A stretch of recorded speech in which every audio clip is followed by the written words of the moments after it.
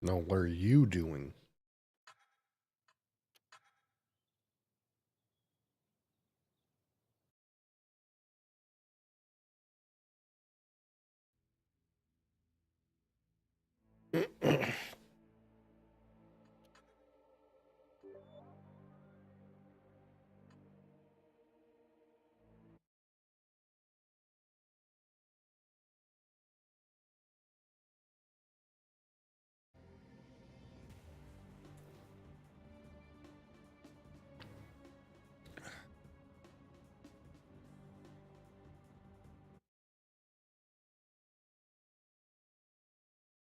Oh, yeah? You got your eye on me, do you?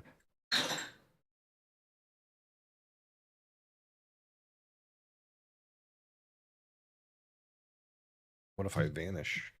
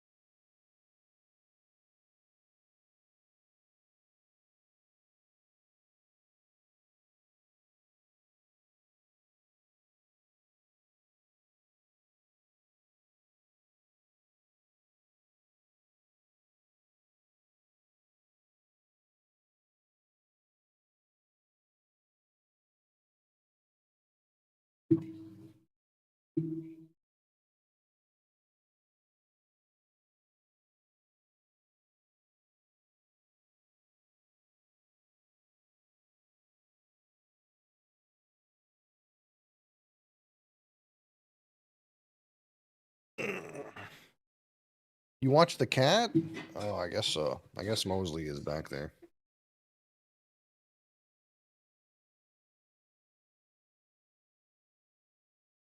What? Well, I'm up here and you're down there. Do you know how this works?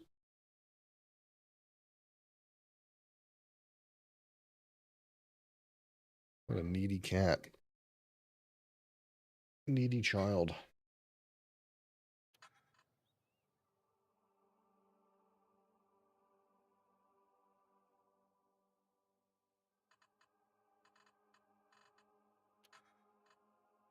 Game still seems low volume. Could it be? Could it be a game that doesn't blast your eardrums? Strange concept.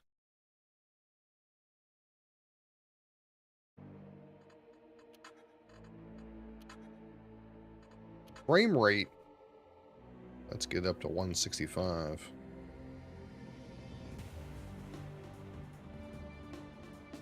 You never wanted kids? Well, this kid is a little fluffy.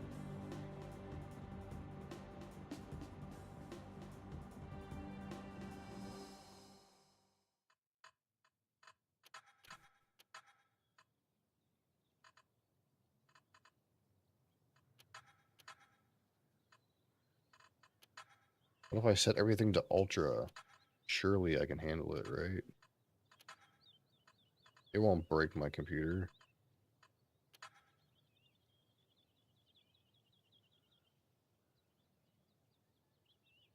Auto aim?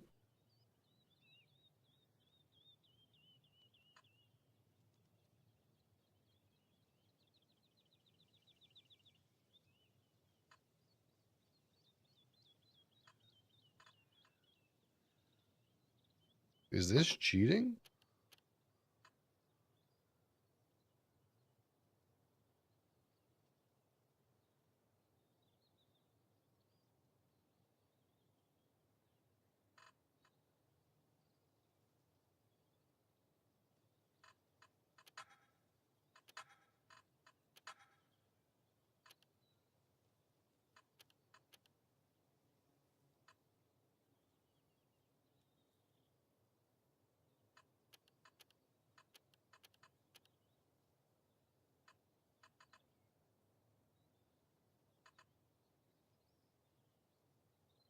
Rogs mode.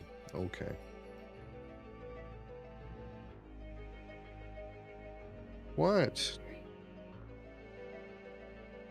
She's so needy.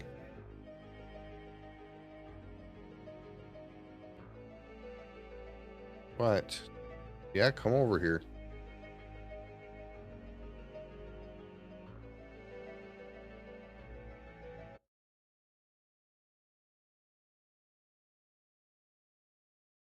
This child. Such a needy child.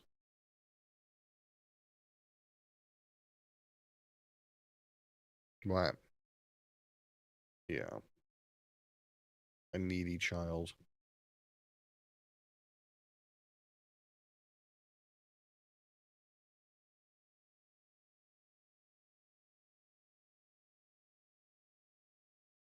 Don't show everyone your butt. That's just not very decent. It's not a very decent thing to do.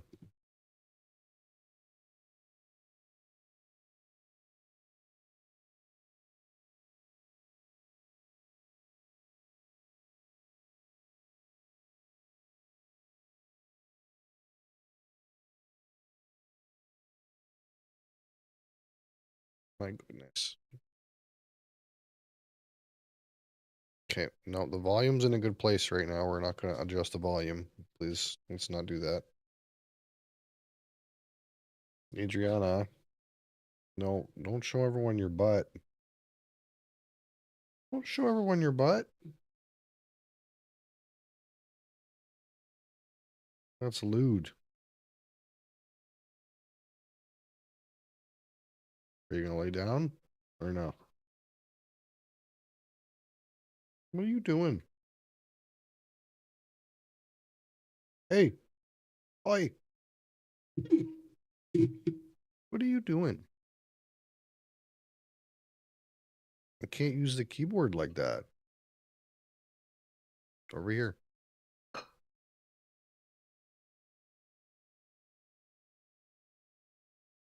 Not ideal, she says. You probably do need chili powder for that, yeah.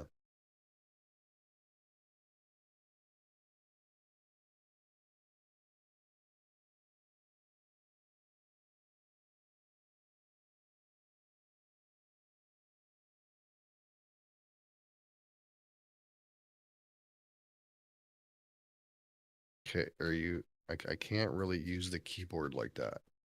I'm gonna need this. Okay, what?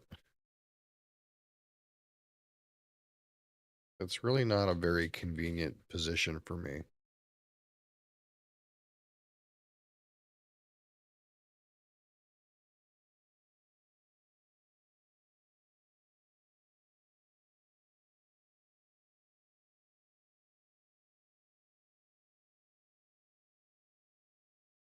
Okay, can you put your tail somewhere else?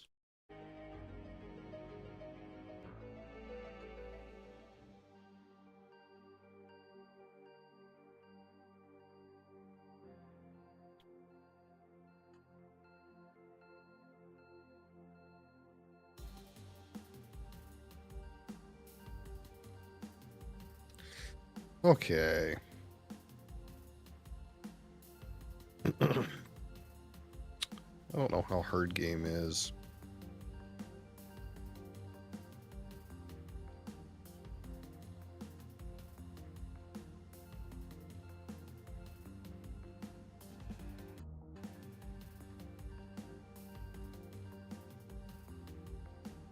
Now the other cat is here.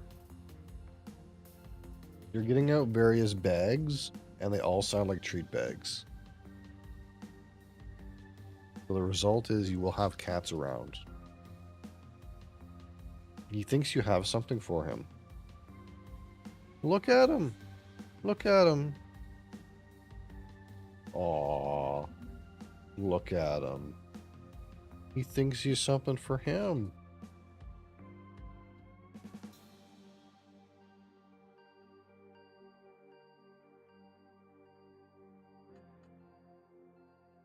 Guess we'll get the chest. Go this way.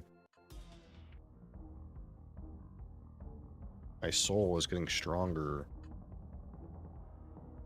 Disciple of the spear, the bow, or the shuriken. Try the bow.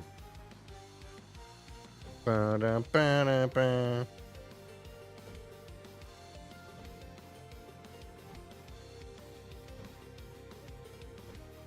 The fuck is this game? It's Vampire Survivors. Except different.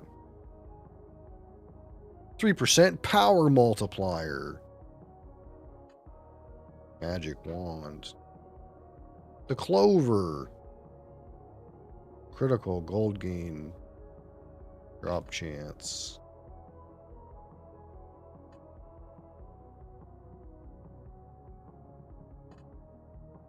I have no idea what to pick. Advanced card details.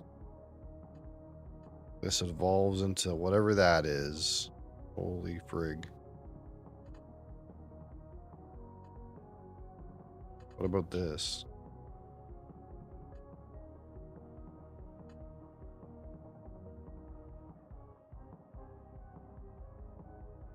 Use the power of magic tagged weapon. I don't have a magic tagged weapon though.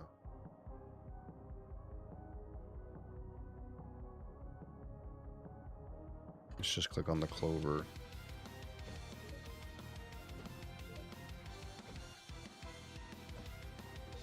We're gaming out of control.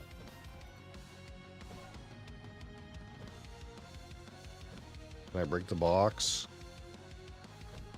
No. No one cares about box. Size up.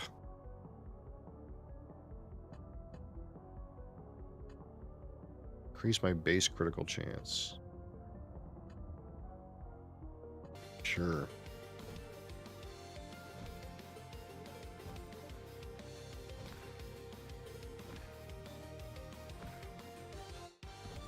I can't remember if I picked the spear or the bow. I think I picked the bow.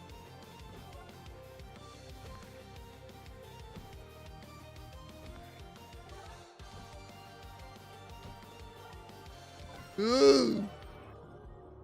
Projectile duration multiplier? That doesn't seem it. Pickup radius. That doesn't seem very much it either. At least not yet. Maybe it will be. In the future. For now I need more dam. My dam is poop.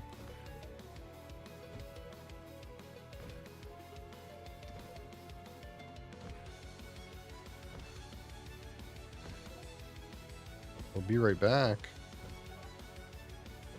Guys, chat. My wife started to make chili. What do you think? What do you think? What ingredient do you think she didn't have?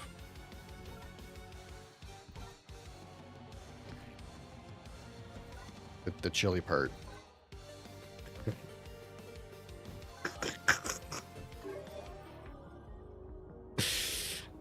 Oh shit. More bow. Bow, go up. Oh, look, twice the bow.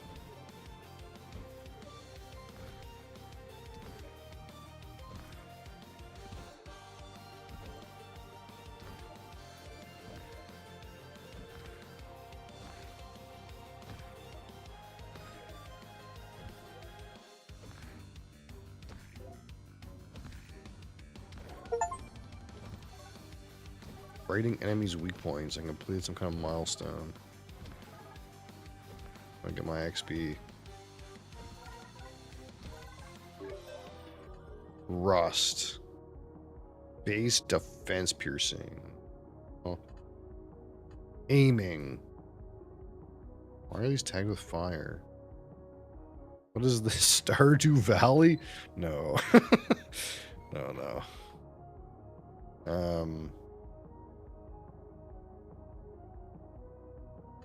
More power.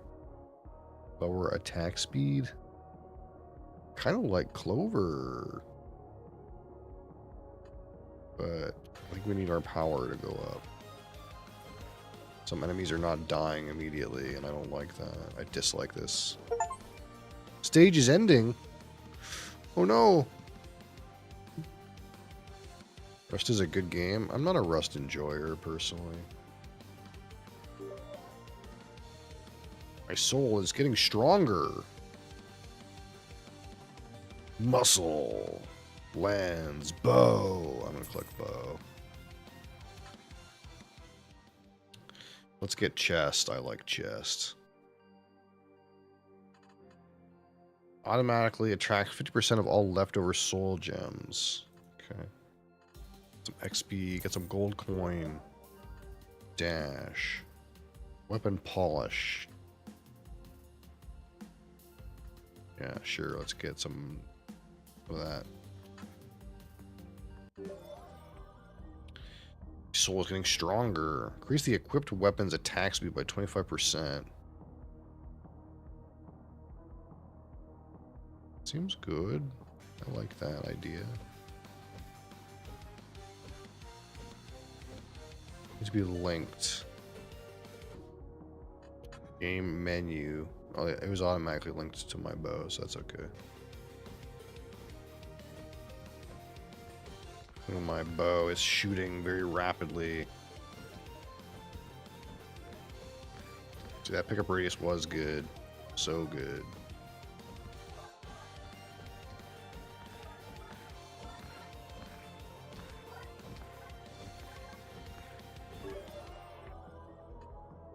Accuracy.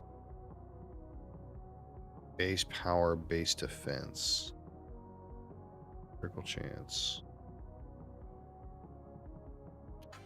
Like critical chance before critical damage, yeah? You think? Blub, blub, blub. Time left 8 seconds. What? That's not very long. Projectile duration? No. That. Perhaps the void again? I need to go back there and collect some things. God, don't hurt me. I have a very large radius now. I like it.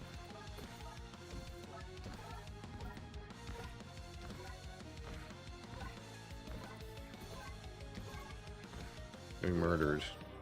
That is bad. Power multiplier.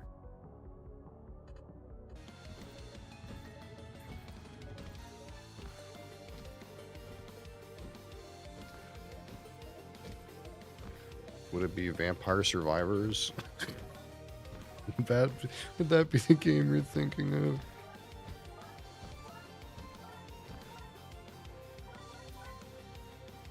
That's the game that started this genre. Slow enemies hit. No, more bow. More bow. I want to go to the gold coin or the question mark shop. Let's go to the shop. Heal? What's my situation? Am I a low health? A little bit. Okay, let's heal. Now what? Magic wand, durability, void. I want to select a card. I guess I'll increase my critical chance. I'll void up. Alright. Next stage.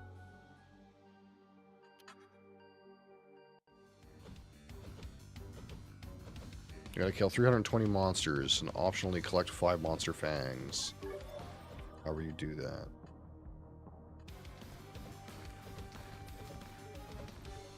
There's a monster fang.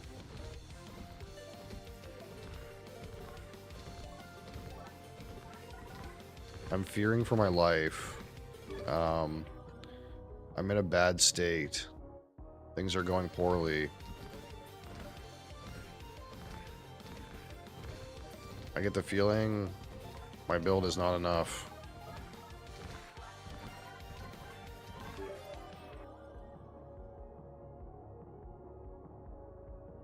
I think I need more. Size up.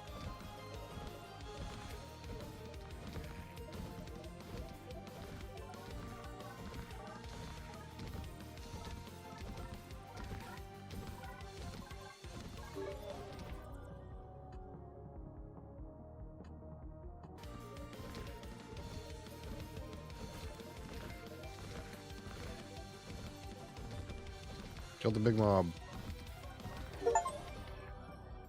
I killed an elite. My soul is getting stronger. Size up some more.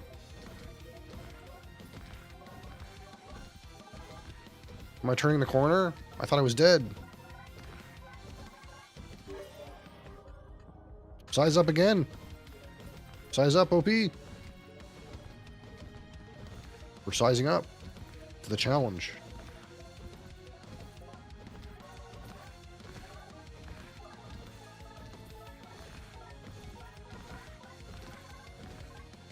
We've collected all of the monster fangs.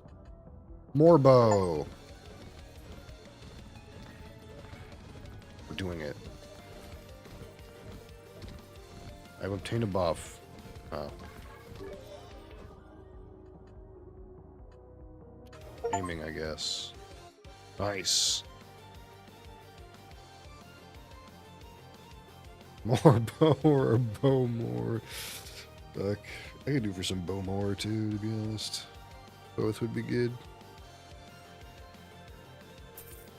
Select a car. bow more. Clover? Aiming? Clover? Next stage. 420 monsters. Oh my god, that is a large monster. Murder him. Murder for the loot.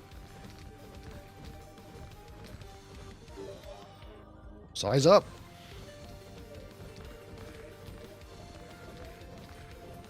Size up. Size up is where it's at. OP. Ever since I started clicking size up, we've been sizing up. Go more.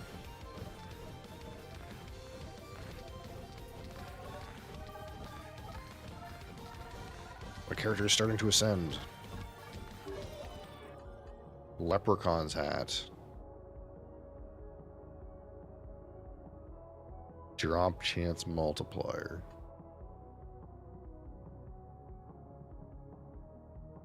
Just go aiming again.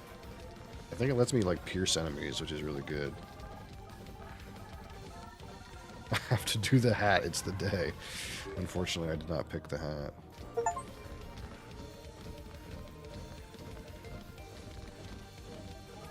It is the day, though. You're not wrong. Forged iron. More power.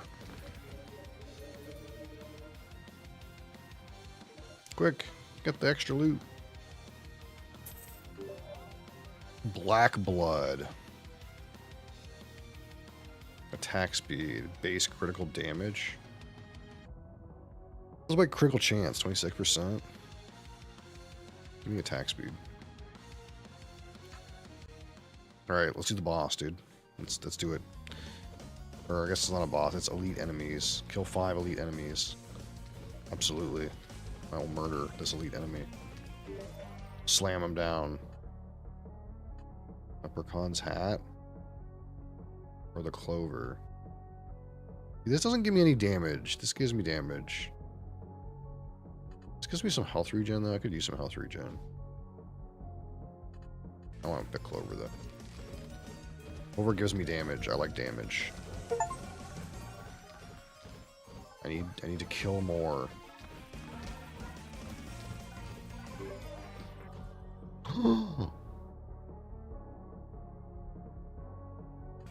Level up.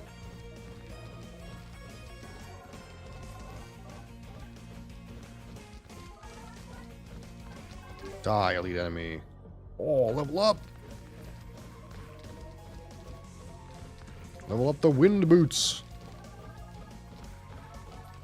Watch me murder them.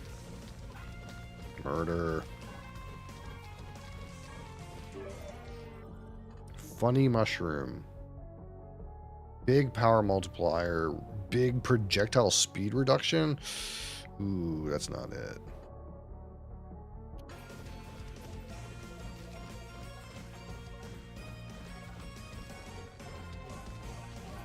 Look, the clover's pretty close, okay? It's the right day for the clover, too.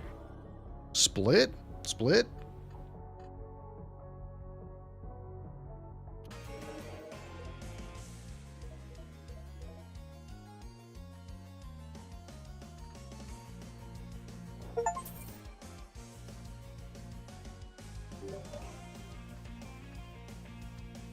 Inflict contact damage during dash. I cannot dash. That's the issue with that.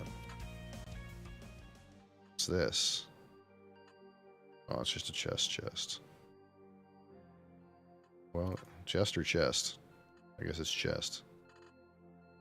Saint's Shinbone. Heal when you level up. Oh, that's big. Arcane Beam. Charge and cast a powerful beam in the aimed direction. Is that it?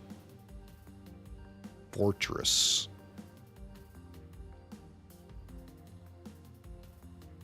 Or we just keep stacking or aiming. I'm a Prime customer. Oh, what's above being a Prime customer? What's above being a Prime customer? I only play pre-rolls. What do you mean? I played the least amount of ads possible. Yeah, you have to watch an ad to get into the stream if you don't sub. I'm sorry. I can't turn it off. Would you rather have 3 minutes of ads every hour?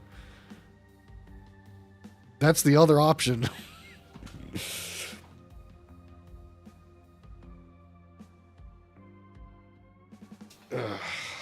Thank you for being a customer. I really appreciate it.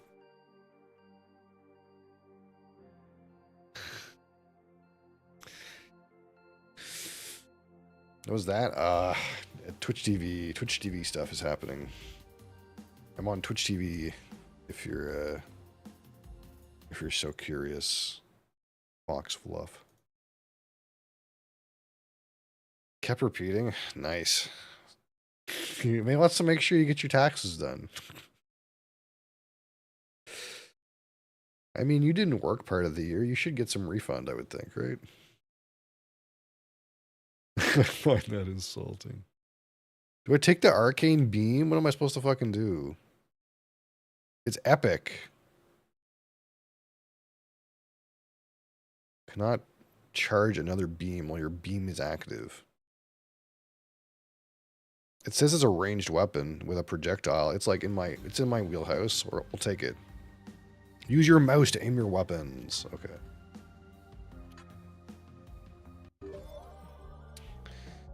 Practice. Attack speed. Power multiplier. Sure. Soul's getting stronger. Cardio. We get some base power. Oh, I see. I see my beam now. Wait, what the hell's that? I've been blessed.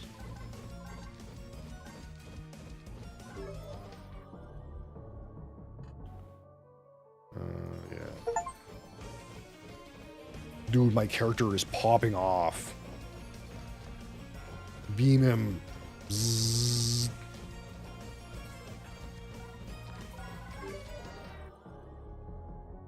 Reduce my pickup distance. No. That's a lot of XP, though. I'm still picking this fucking thing. I'm doing so much damages. Murdering so many.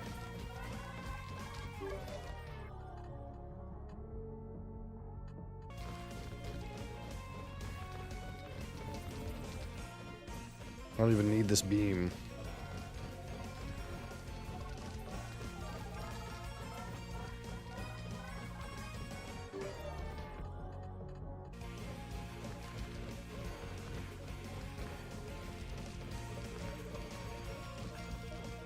Where's the elite monsters? Show me them.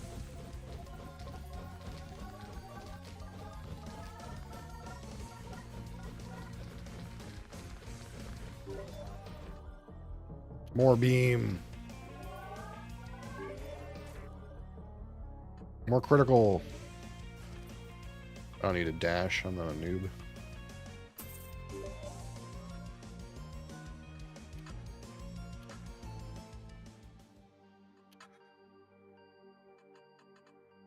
Saint's Pelvis. Heal at the end of each stage. Okay. Lightweight. Attack speed minus defense. That's a lot of attack speed. Beam width go up. More beams, man. More beams. Feeling so confident. I'm gonna go for the boss. Fear my beam.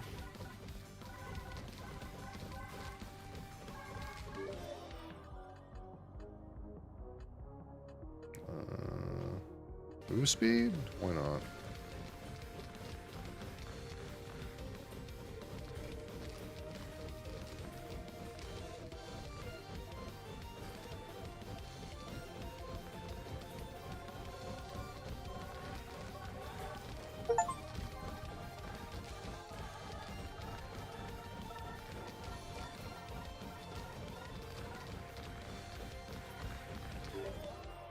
Compromise. +2 base projectiles. That's like a super split. I don't need like too many more projectiles, I don't think. I'm hitting lots of stuff already. I need the projectiles to just slap more, I think. I have enough projectiles that things are dying around me. I just need the projectiles to do more damage. I don't know if they like overlap. They're like multiple things hit the same target. I don't know if they do that.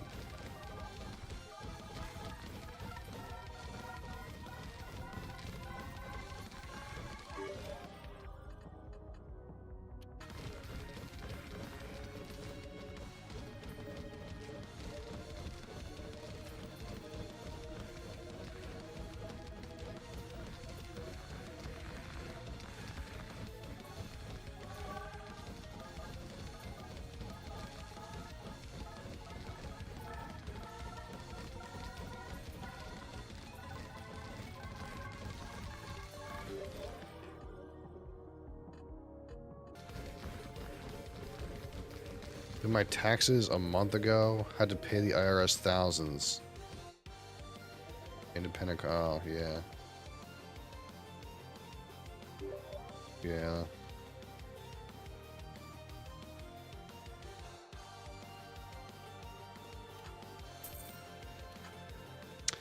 Yeah.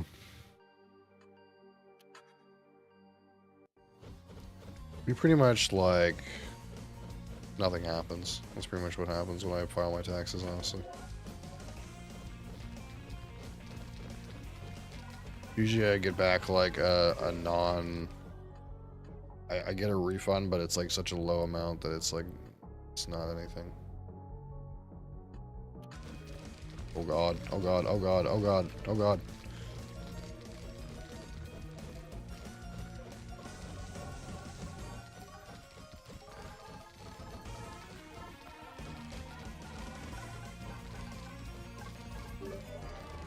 Ice Nova. Or a bigger beam. Slow moving nova of icicles around itself. Do I just want beam bigger, though? It says it's heroic. That must mean it's good. It says projectiles. That must mean it's good. Let's try it.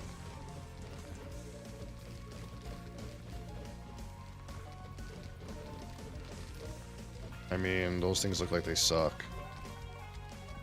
I'm gonna be honest. Yeah, I'm not feeling so confident anymore. I was slapping and now I'm not really slapping.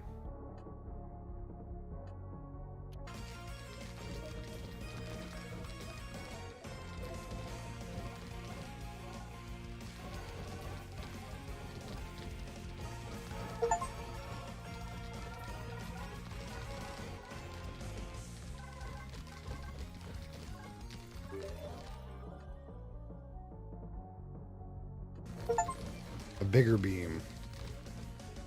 That's all we need. We just need a fatter and fatter beam. That'll fix everything.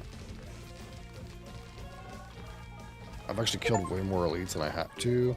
I'm just waiting on the timer. Maybe projectile size is good with like this like Ice Nova thing.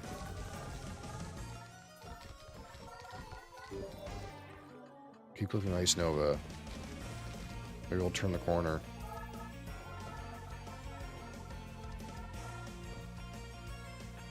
Attack stay when everything is due, technically, yeah. Area size, more beam. Do I go for this? Am I feeling confident? Doing it. I'm a little bitch. Look how big my beam is getting.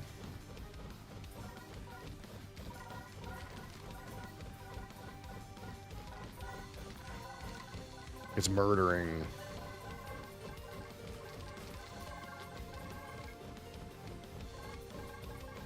I earned so much gold for my lucky charms. I'm rich.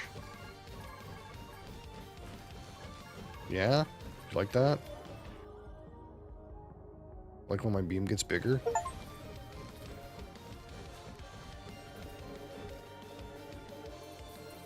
Wow, that was like not even stage.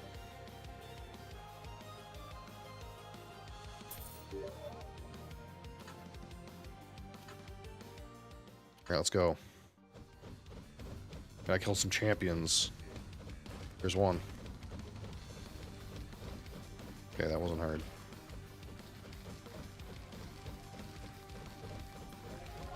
They can't resist my giant beam. Like straight for me. Wasn't hard at all.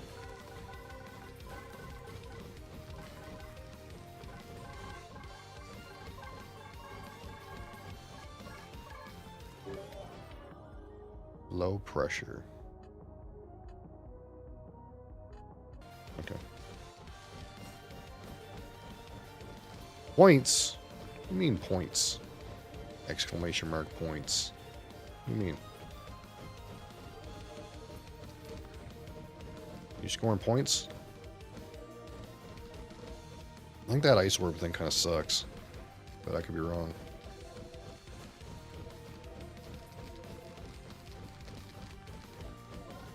Yeah, I see it get shot at every once in a while, and it doesn't fucking do anything.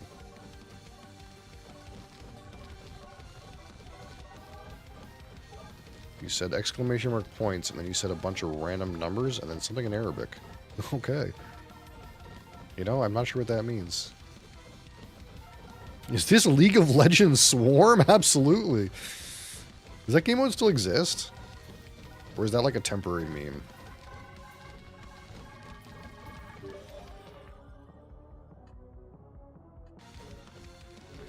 Limited time.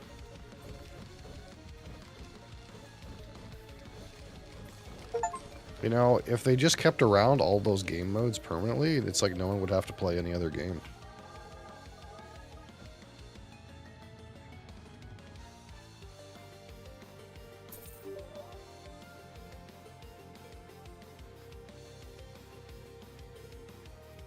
Arena is good. Is it fun? Every time I like go into Discord and I see someone streaming, it's always someone's either Brian or whoever's streaming that arena shit.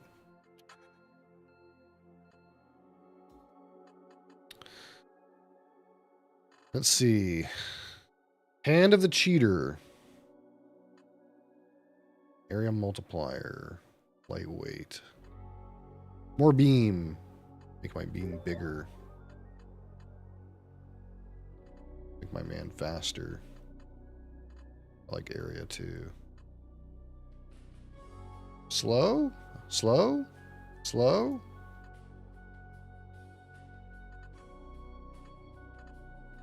Reroll?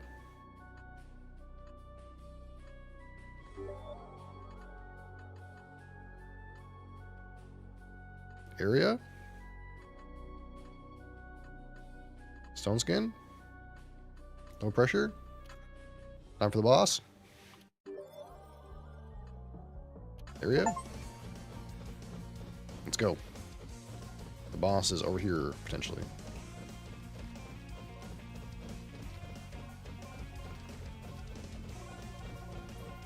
Let's fight, boss.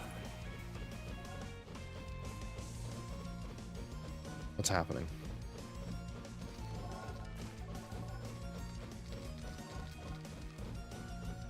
Charge altars to summon the boss. Oh, okay. I gotta kill guys in the circle. Or while I'm in the circle. Okay, let's go to the other altar. Look how large my beam is now. Holy.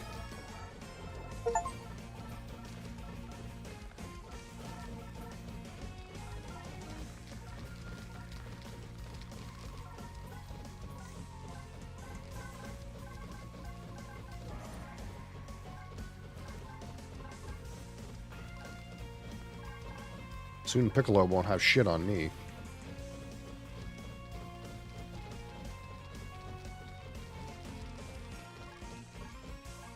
Slay the boss. There he is. Goblin Shaman. A very spooky boss, the Goblin Shaman. Fucking give me some speed. Got to go to work? Alright. Thanks for hanging out there, Fox Fluff.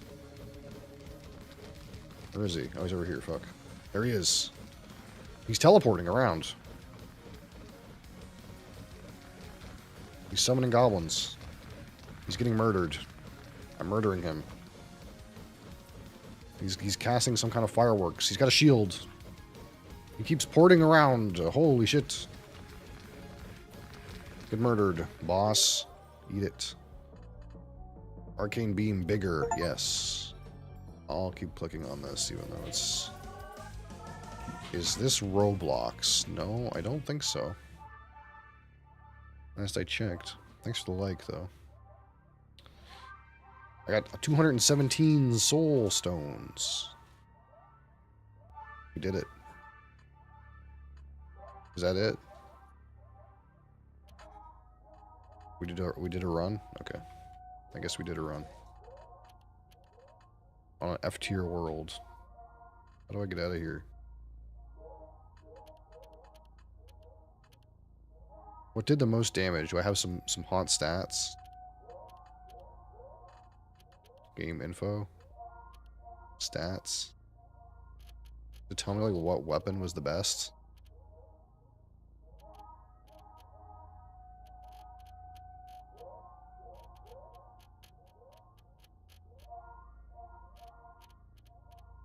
Not really.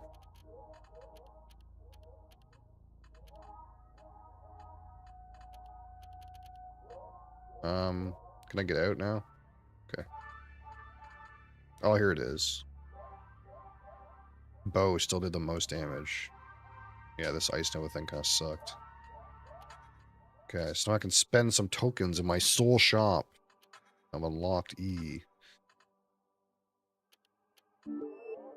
Power.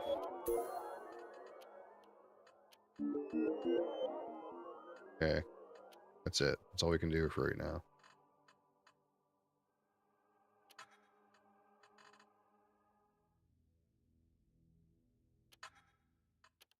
I can do an E rank.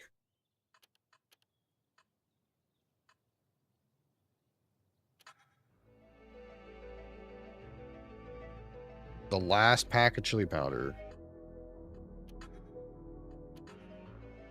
Wait, can I go like a different zone? Hold on.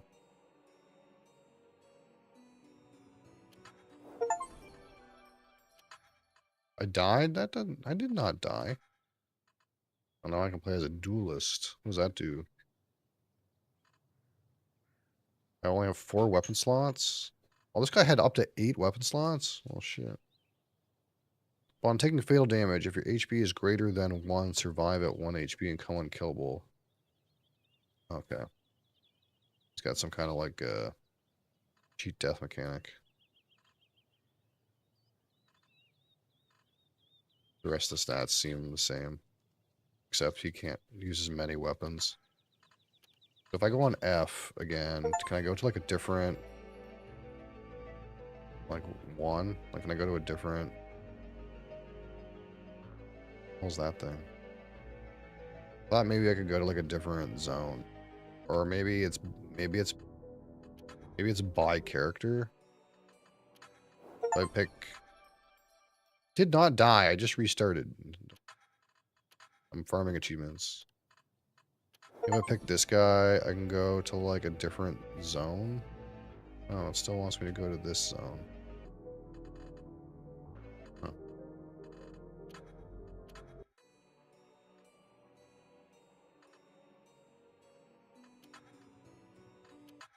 Okay, well, let's try the other guy on E rank.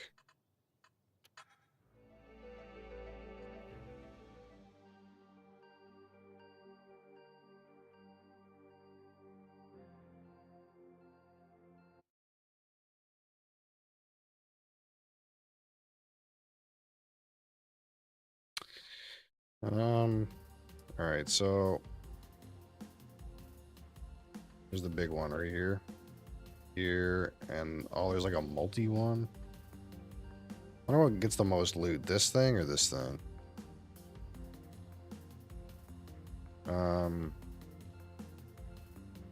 We'll go like boom, boom, boom, boom, boom, boom, boom, boom, boom, boom,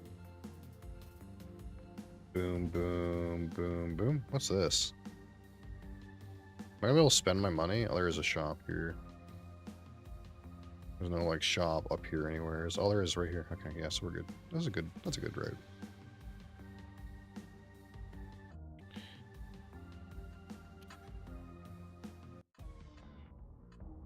We go bow again because bow is so good. Or we do shurikens. Are we a magician? Let's try shurikens.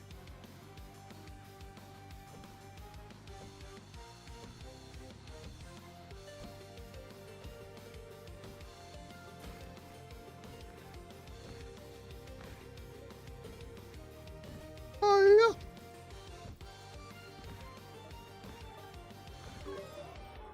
Size up. Death aura.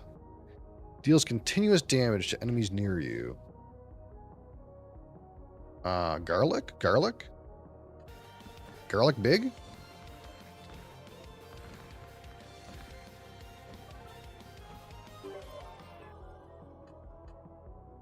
Damage mitigation, move speed. Summon blades made of wind. I don't know if I want to like just pick all my like weapons right at first. I only got 4 weapons.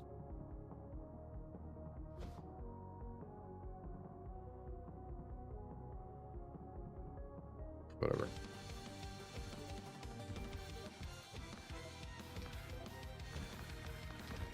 Yeah, I should have took defense. Been a garlic user.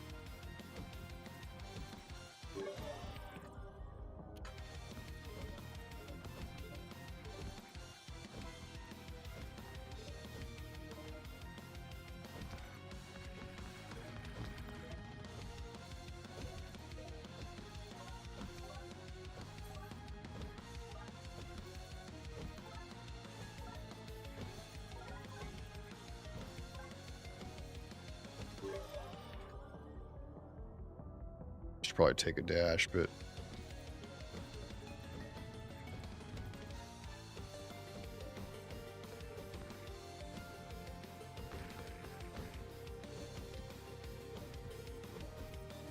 I don't need it yet.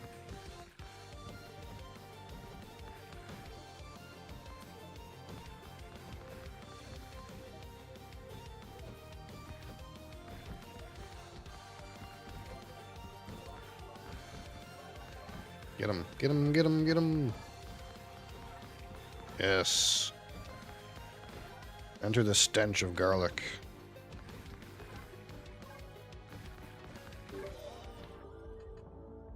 Slow? I wonder if garlic slows. I have still have to take this weapon every time it pops up. I don't know when they cap out, but with only 4 weapons, I'm gonna have to make good use. No! My XP! Rune of Heaviness. Plus damage, plus knockback. Can I make my garlic knockback? Do we even want that? Sharp edge. Here's some pickup.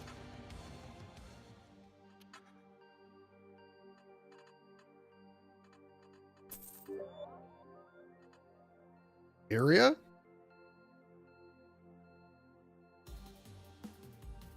I mean, plus base projectiles with no downside seems pretty good. Slay the Spire meets Vampire Survivors. Yeah, it seems like that. Except the, like... The bosses seem like they're a lot more interesting.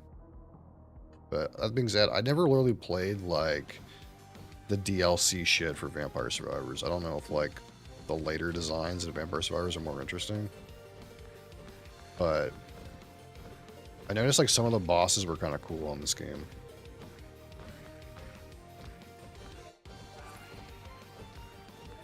Heal up!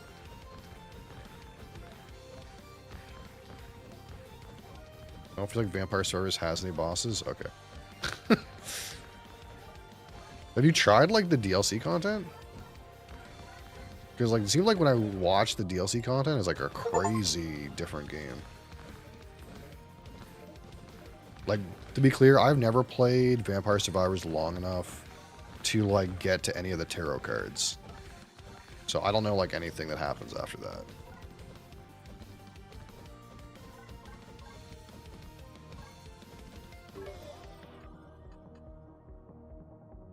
Yeah, I mean, somewhat. Somewhat that's just going to be, like, how the game is, though, I think, right? Like, if you have an OP build in any version, any, like, iteration of this game, it's just going to be, like, don't get hit. Your weapon kills them, you know, right? That's literally how the game is designed.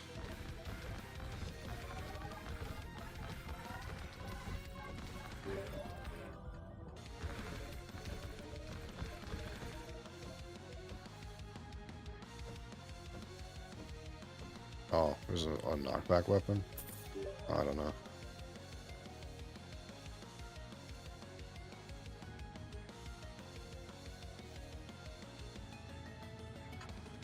Okay, so I have to, like, equip this to my weapon, right? It got put on Shuriken. Do I want it on Windblade instead?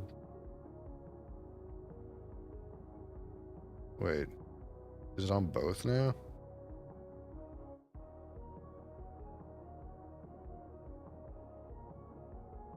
Can it get applied to 2 things because it's boots?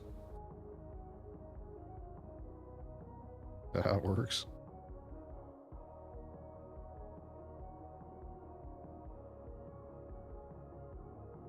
Yeah, okay. I don't know. Holy water in the book, easy win every time.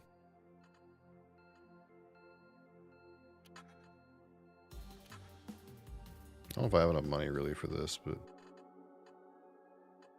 Death Aura go up?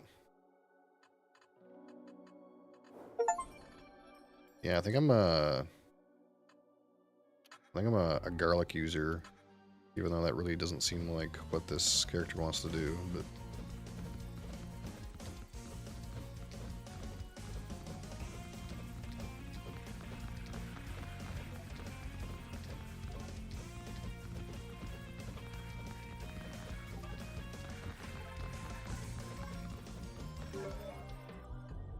Slippery skin.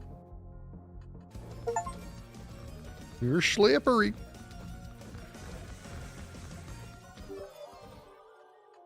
See, attack speed doesn't help garlic, I don't think. But I'll take it anyway. I'm getting all kinds of level ups. What the fuck happened? I got so much XP from that elite mob. I guess I'm fighting the elite mob kind of early.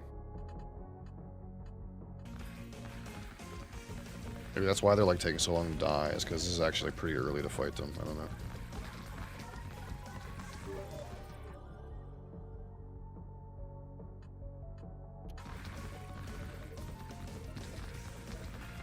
Ow, that hurt. Fuck.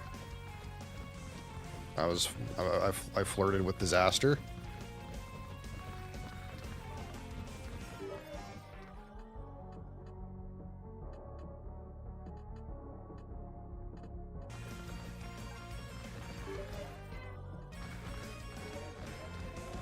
There it is.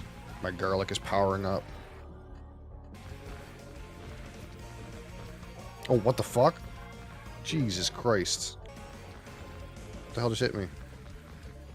There's fireworks back there, dude. Who's fucking shooting off fucking firecrackers, man? Those goblins got a ranged attack.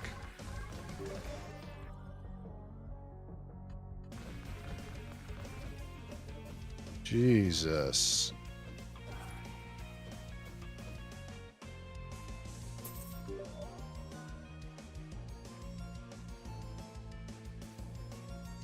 Modify quick weapon stats. Plus damage, minus range.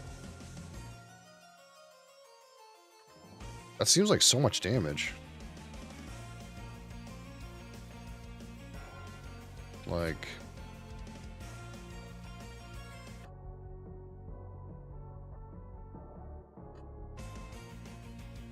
Can I put that on multiple things or no? No, this one I can put on one. Or is this the only one I can even apply it to? Fire. Yeah, it won't let me move it. It like doesn't apply to these other ones.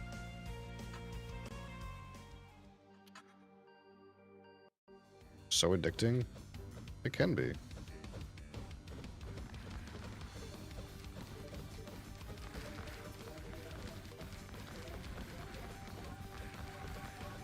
That being said, I never really, again, like, I never really got into, like, the ultra late Vampire Survivor stuff. My garlic is getting very big, though. We're gonna have to figure out our single target, though. Because our single target seems like friggin' donkey. Rock and stone to the bone? Are you a YouTube enjoyer, Thor? Holy fuck. I don't know if this affects garlic.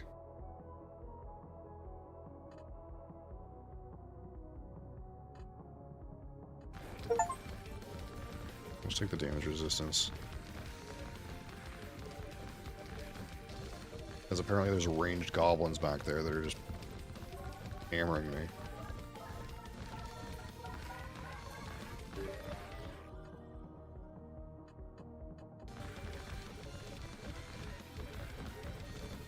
I kind of hate this weapon. I think if this character again, I wouldn't have chosen this, like, Windblade thing, man. It sucks. It only goes, like, horizontal. I hate that. Holy fuck, that's a lot of damage.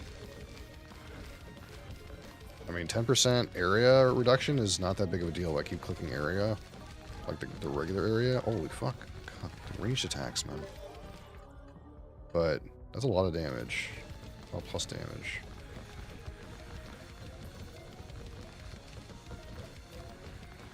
Oh my god, I'm getting murdered. Someone's pretending to be me on YouTube? Oh no. I'm gonna contact the admins and they're gonna ban you from the server. Damage mitigation, move speed multiplier, base health. I guess it's a base health kind of time. This build is like not working.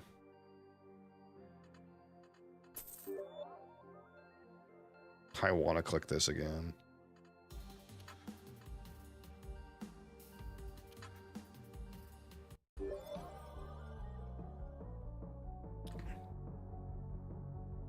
Void Spirit.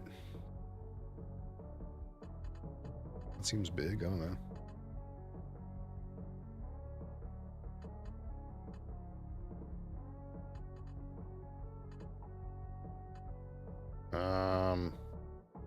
Health regen and shit. Maybe.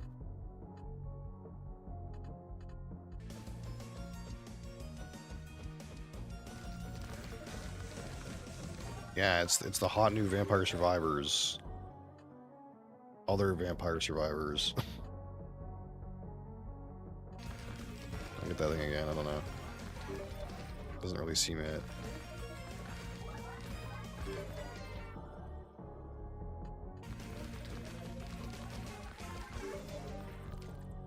Head bash. Power defense. Reduce XP. Just give me this one. Healthy.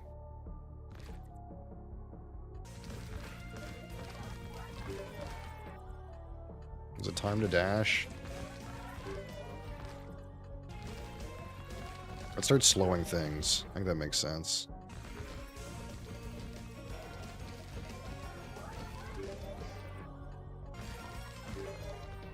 Getting so much fucking level ups. What the hell?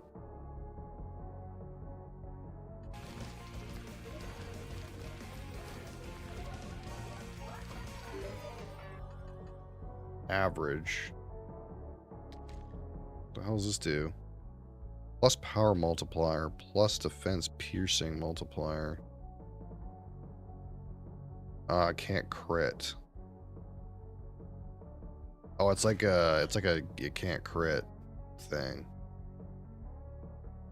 That's okay. Maybe I'm like not doing that sort of thing. I don't know. I don't know what things like affect this weapon that I have. I kind of think everything affects it, maybe. I don't know. It says it cannot deal critical damage. Doesn't that mean that, like, something like average is goated? Oh.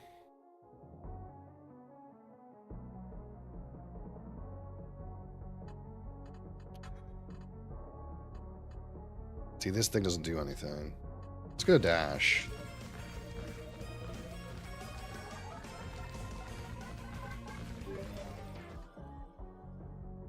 See, I don't know if this does anything. Wow, what the fuck? Those ranged goblins, man. Gotta watch out for those projectiles, dude. They're fucking nasty, dude.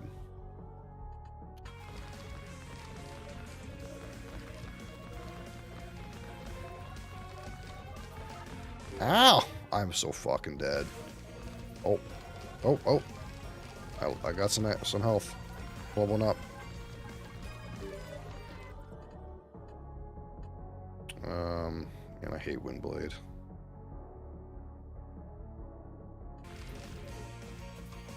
Holy Jesus.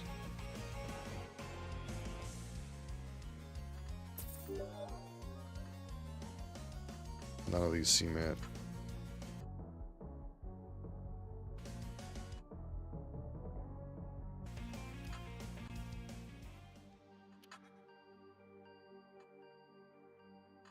Lightning boots.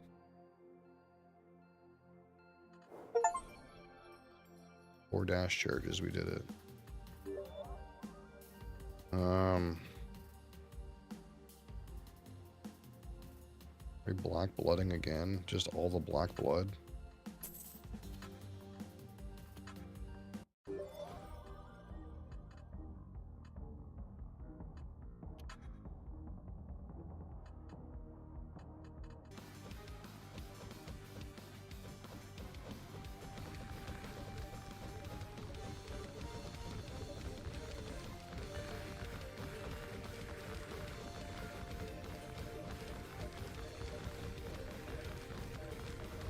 I need more AoE, but my garlic is working.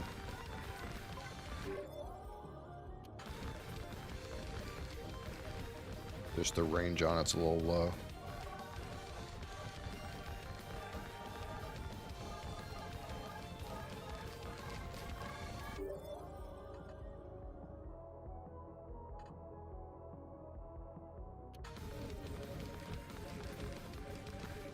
But anything that comes close to me is just dead.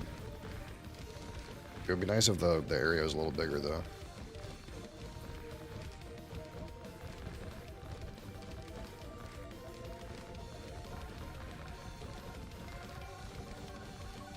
But I do have a lot of tank. It's just these ranged goblins, man. These fuckers with the ranged attack, that's actually the problem. Where's that little shit? I have to maybe just dash on top of them or something. I don't know.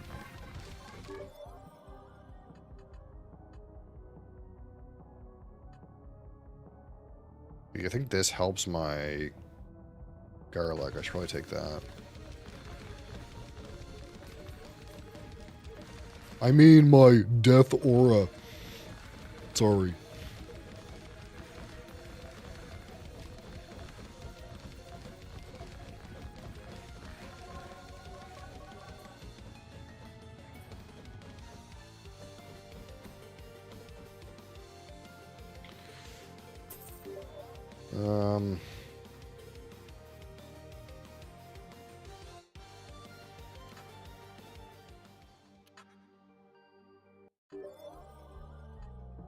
More armor polish.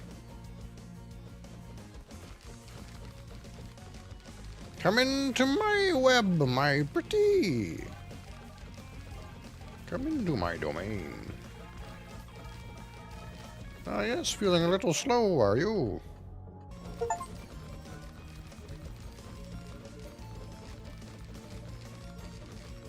Stop hitting me. Fucking these goblin fucks right here. I'm just gonna dash into them, dude. That'll fix it. I have enough, I've stacked enough of this blood that it kind of seems like my HP kind of ratchets right back up when I lose health, so.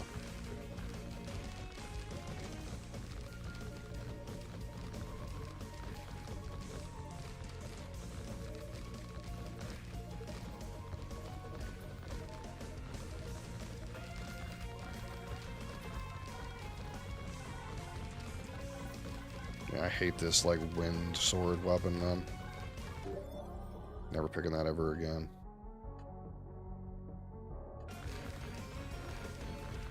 Ow. As soon as I take damage, I know these little fuckers are around somewhere, dude. Can't see it because the game's a clusterfuck. As soon as I take damage, I just know those ranged goblins are in there somewhere.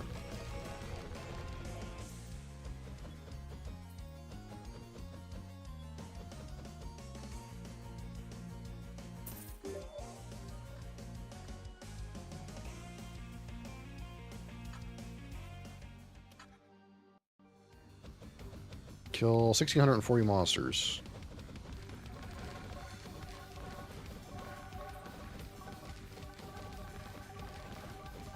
Man, I try to do like the hardest encounters to get the most benefit, and then once you go back to these like not hard encounters, it's like, oh, this isn't hard. Ow. These fuckers.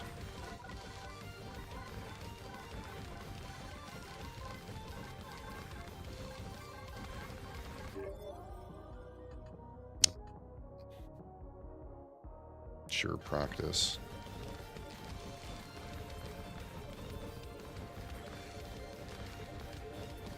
Got my eyes on the lookout for little shitty goblins.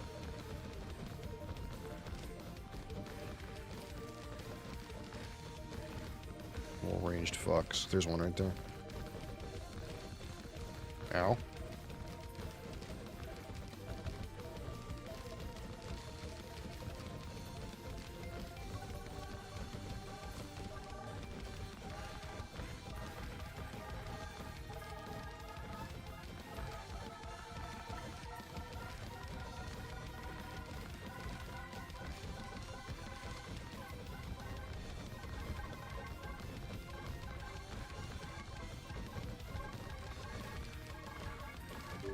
see that fucker. Maybe it's just this, so I increase the damage I care about. There's the garlic damage.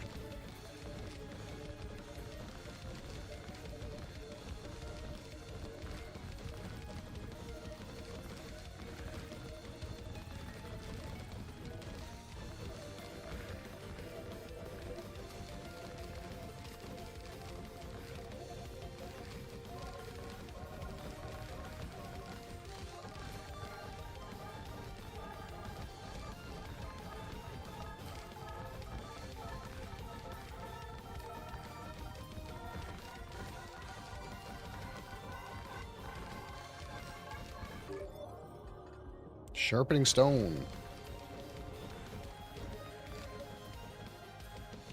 What's that?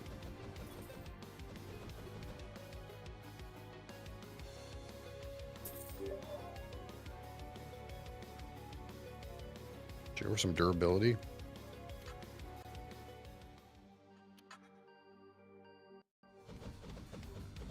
Survive 1 minute and 39 seconds.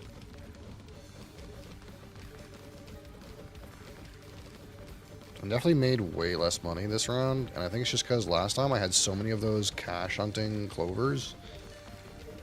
And this time I have like some kind of thing that increases my XP, but like reduces my coinage. So this shop isn't going to be the best, but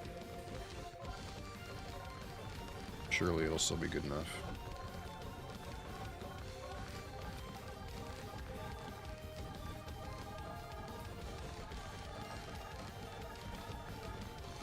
See those goblins back there. Fucking got them.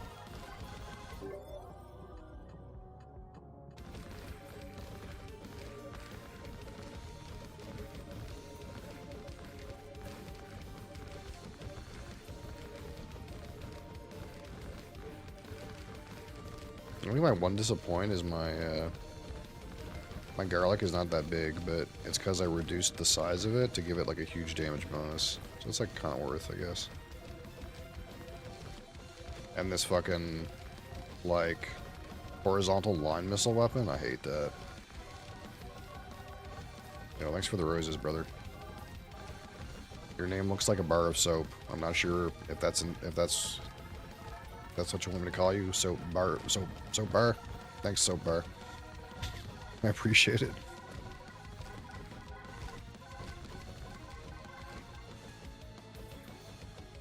It's just soap, okay.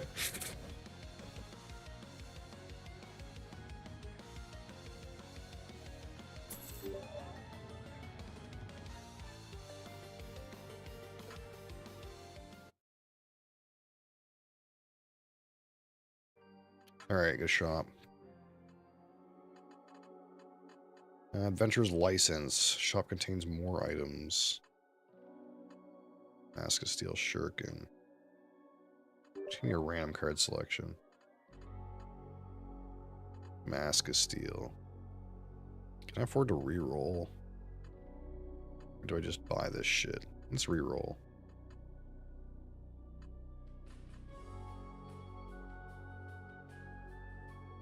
When you're moving, +5 base defense, +50% attack speed. That or the rest of these things? Oh, I'll get one anyway. This game looks interesting. What's it on? I'm on PC right now. This is on PC.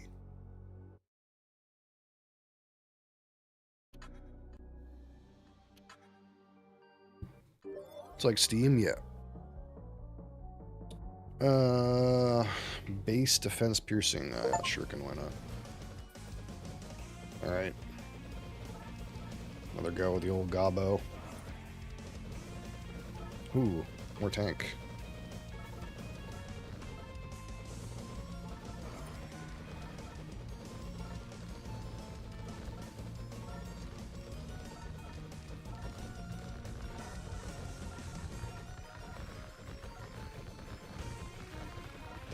There's 3 altars this time. Is there going to be a different I guess it's a higher level, right? Yeah, this is like E rank or whatever. And last time I did F rank. So it's like a higher level one or whatever.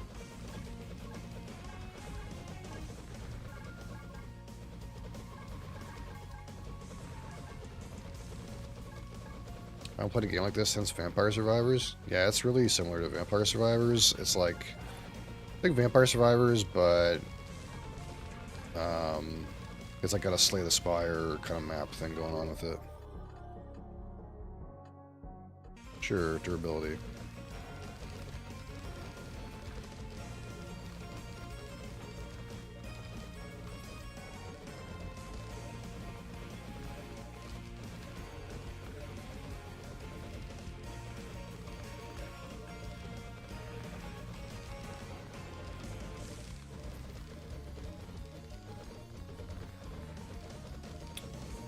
All your upgrades and abilities stack within a run, yeah. So it's like you do a run, and you build your character for the run. But then once it's like you do a Slay the Spire run, right? And everything stacks for that run. But once the run's over, then you like restart.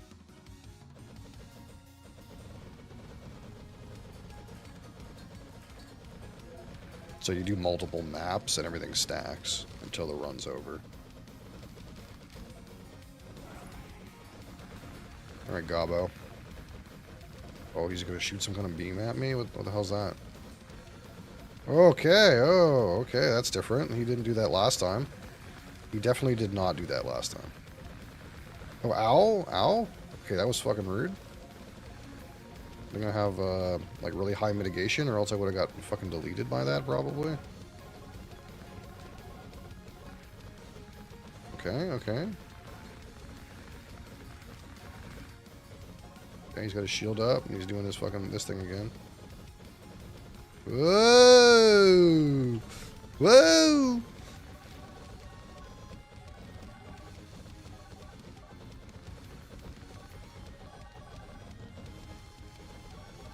Where'd he go? He was over there. What's he doing? Oh shit! Oh shit! Fuck! Whoa! Okay. Thank God I got so many dashes.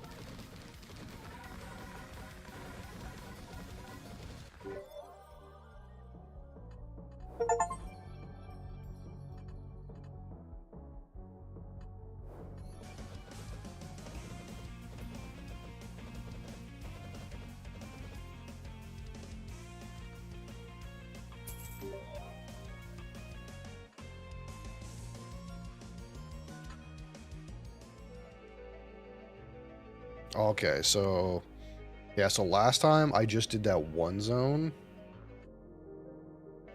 And then it was over. But it seems like now we're gonna go to the next zone. And I still have all of my stuff. So this is like a second zone, but we're still stacking all the same stuff from the last one. And it seems like there's much more paths to go here. Still don't know what that tree thing is. My build's kind of scuffed for a multi-area thing. So what do we want to do here? If we want to hit the big ones, say we want to hit here, and then like it doesn't matter. So like maybe this chest. If I do that, I can't get over to this guy. I guess that's okay. Then maybe we'll go... Oh, no, I can't. Can't do that. I have to go... Cash. Chest this guy. And then go like question mark. This guy. Here. I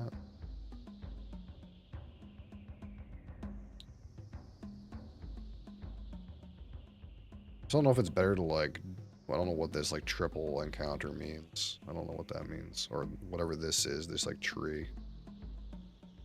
Maybe I should like go through the tree just to see Check this game out. I get paid tomorrow. Nice. Yeah, it seems pretty cool. Maybe instead we'll just so that I am learning about what the fuck's going on. Maybe we'll go through here this run.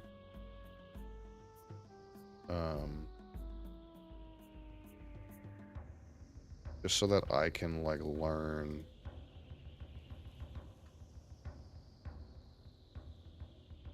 what these symbols mean. The triple and the tree. I won't get a shop that way though. I'll get a shop here, but I'm like my build is like a shitty gold build anyway. Like I don't get very much gold, so it's like not that big of a deal, I guess.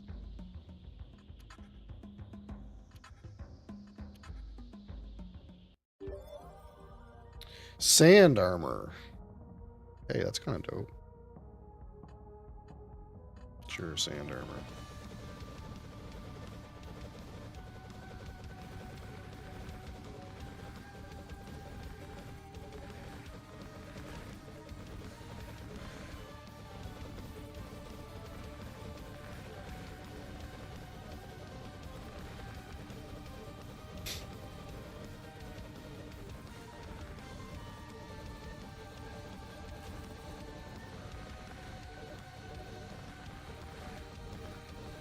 We're obliterating.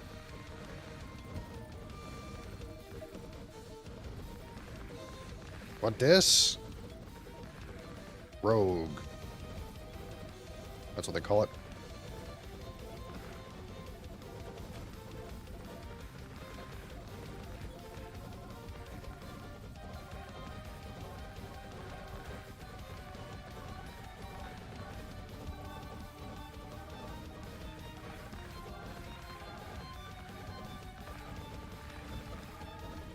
We're murdering. Our XP gain seems really poop though. These things are not worth very much XP. Yeah, I am. I'm playing Righteous Fire right now. I'm trying to get some more gem levels so that my Righteous Fire is bigger.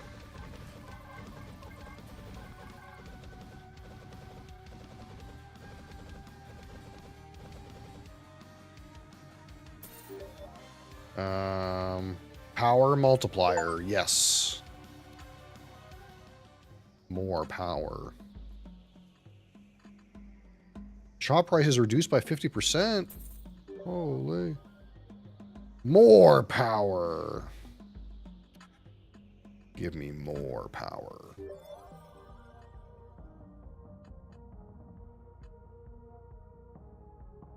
Oh my god, more power.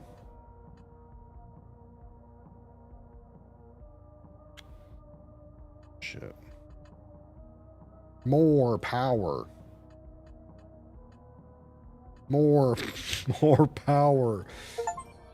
Reduce enemy projectile damage by 50%. Yes. Yes, I need this. I need this desperately. More power.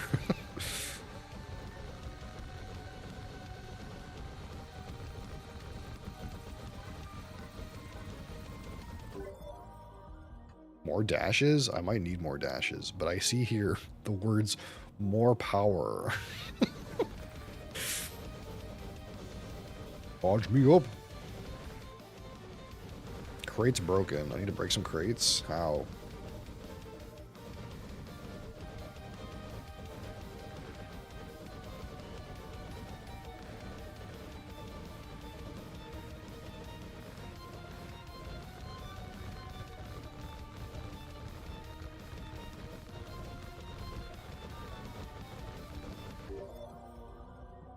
More sand armor.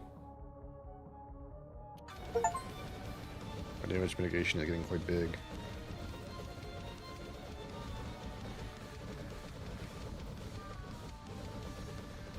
Come here, eagle.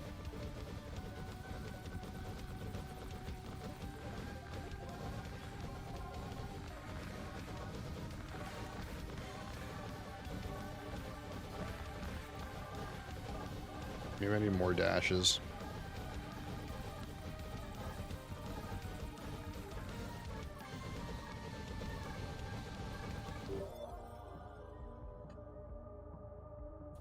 Base defense. Power multiplier?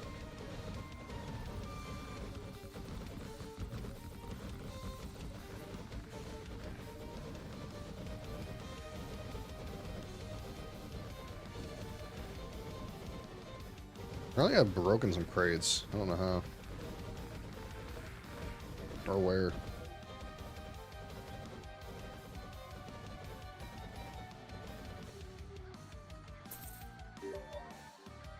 Base power? I mean, this thing has power multiplier on it too.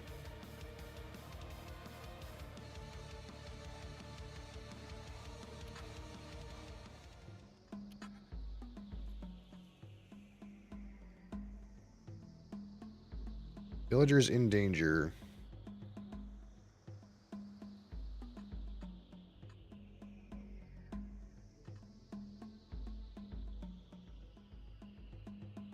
Alright, we fight the monsters. Of course we'll fight the monsters.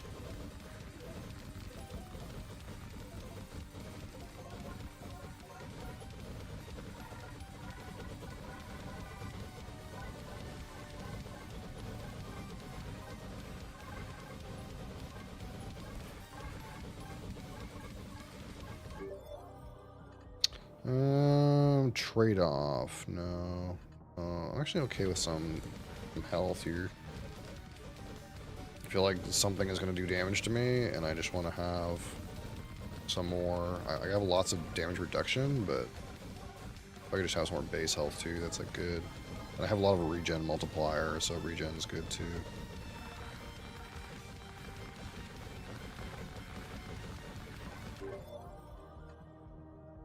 Holy shit, look at that power multiplier.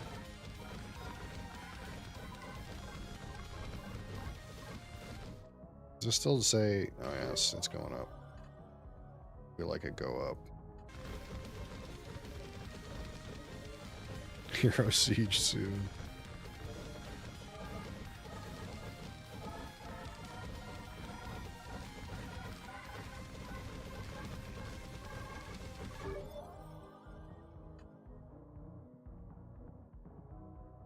XP gain penalty.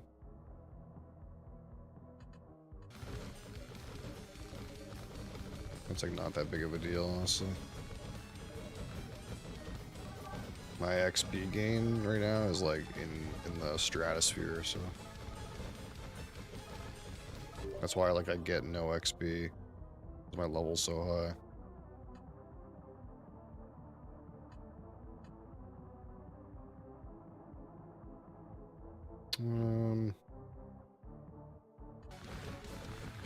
Put away on that sand armor, I guess. I'm doing good damage, and I have really good mitigation, I think, so if I do get hit, it won't be too big of a deal. What does this give me? Each tainted card increases your max health multiplier and health regen multiplier. Do I have tainted cards?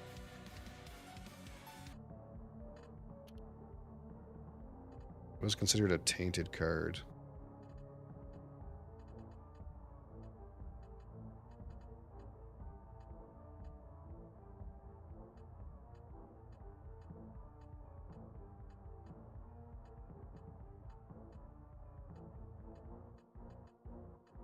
Not sure.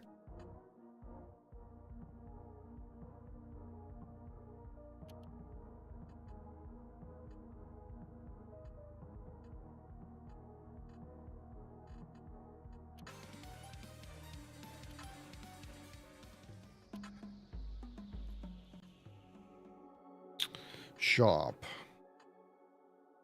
Limit break service? Oh, if I only had money. That seems sick. Alright, the shop prices are cheap because we got like a half price thing. Yeah, get some cheap card selection going on here. Oh my goodness. Okay, so this says 142 right now. If I click this, what does it say now? 199. Holy.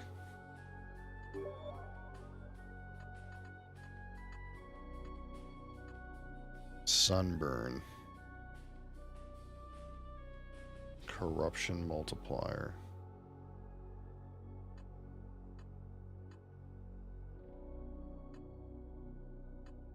Saint's pelvis. Carved dice. Reroll. So normally this is 22 and change. That's a lot.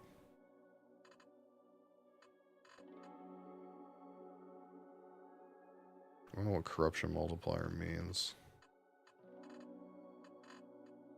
I'm gonna reroll.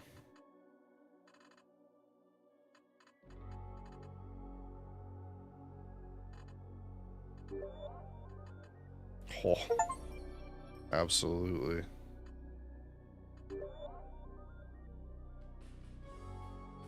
Big defense multiplier.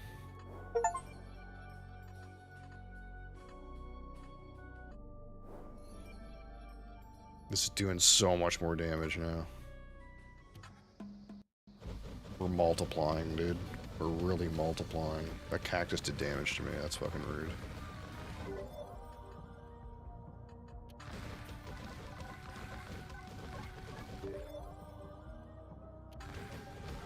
How fast these fuckers are dying, dude.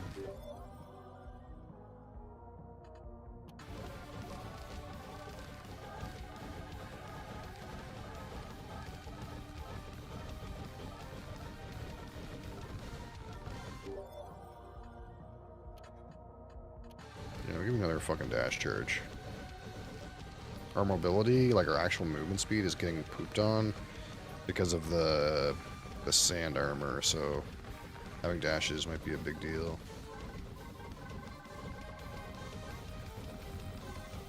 Although I do have the simple fact that... Okay, let me see if this does anything. See, that didn't do anything for Death Aura. So that's probably not worth it. But it helps my other things, I guess.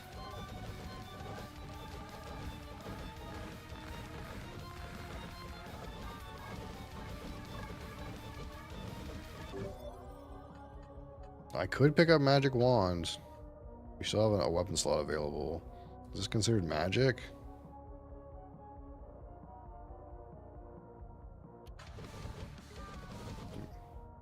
Increase power of magic tagged weapon.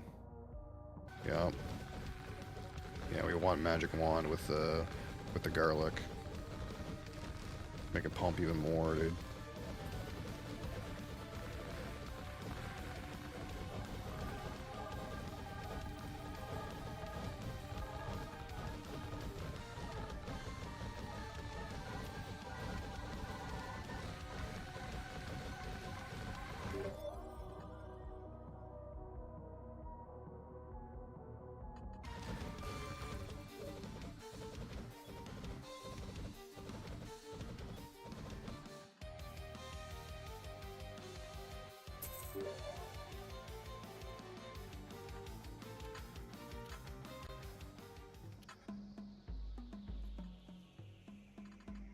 Carved dice.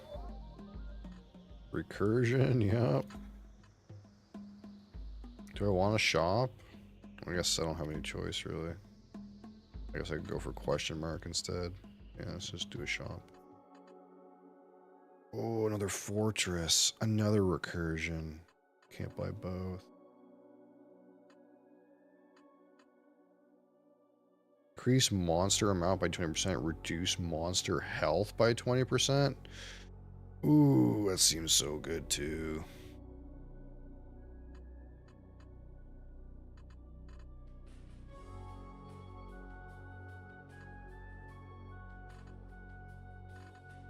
I have to take recursion though.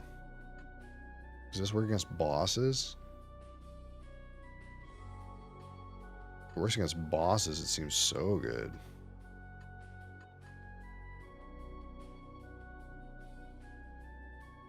I'm not sure if it does. I kind of assume that's probably OP if it does. 2 recursions is pretty damn good though.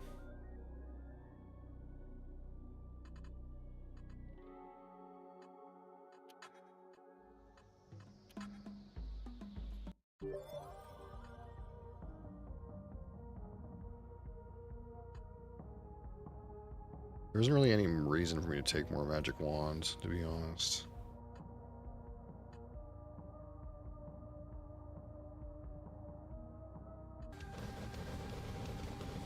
Kind of just have it so that it buffs my ring damage.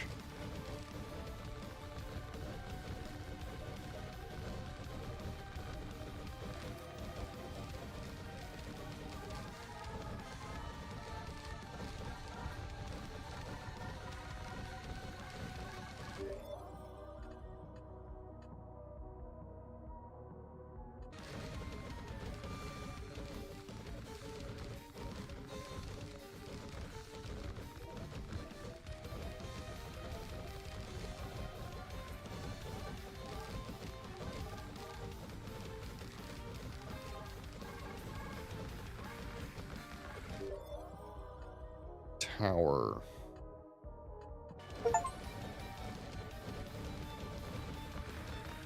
Knocking out all kinds of achievements.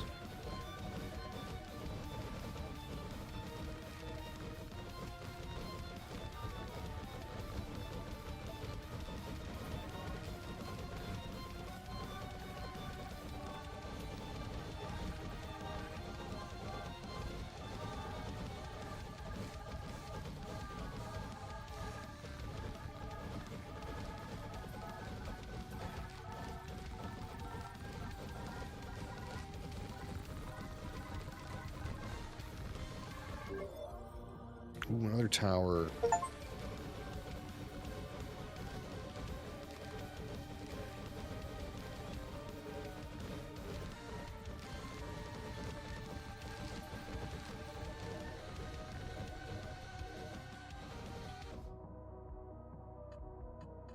Look at my stats somewhere. 220 health. That's big.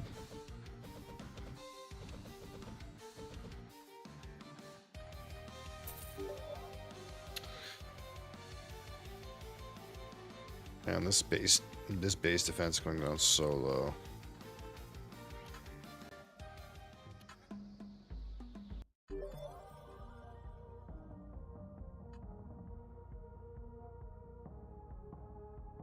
Maybe I'll take this now.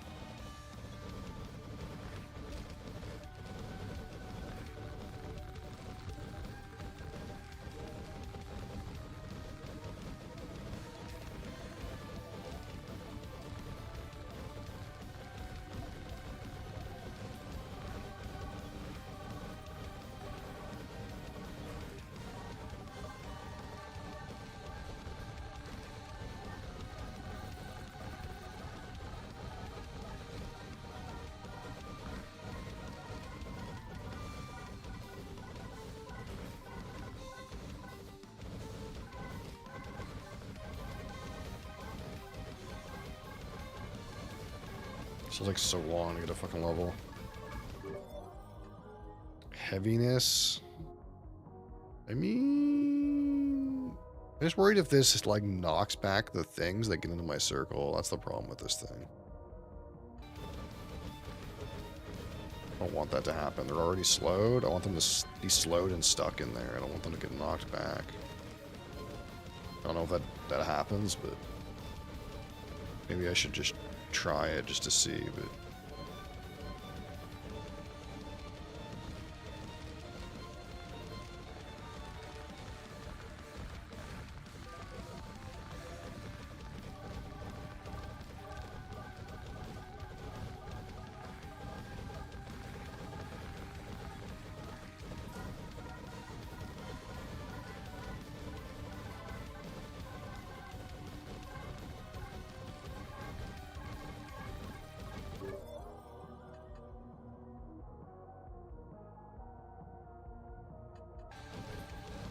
I don't know. Shows me again, maybe I'll just try it.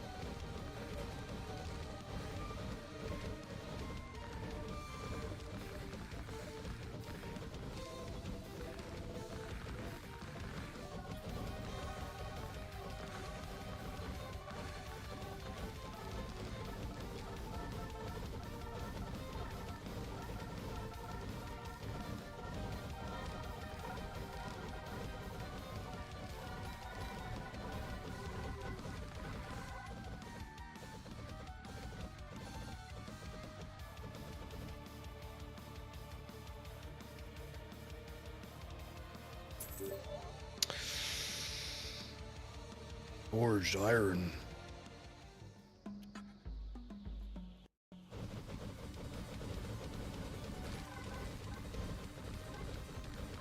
Meow.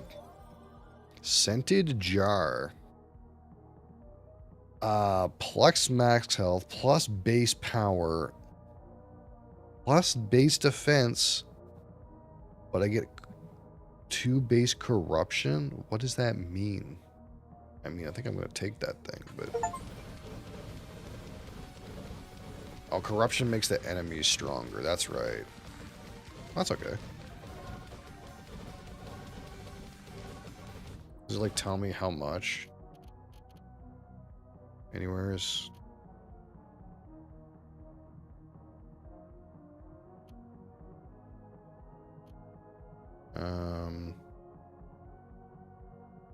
Increases their max health by 40%, increases damage by 10%. I mean, that is like quite a bit harder. But that was a really good item that I picked up.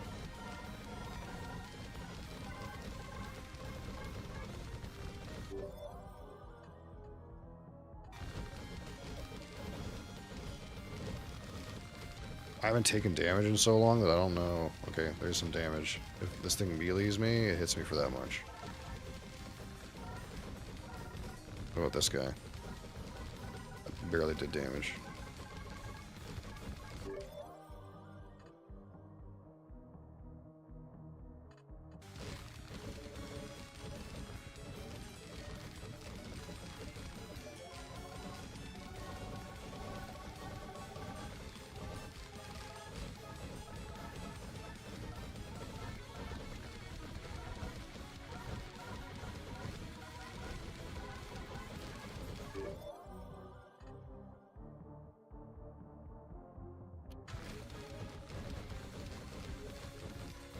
Open grain, how's it going?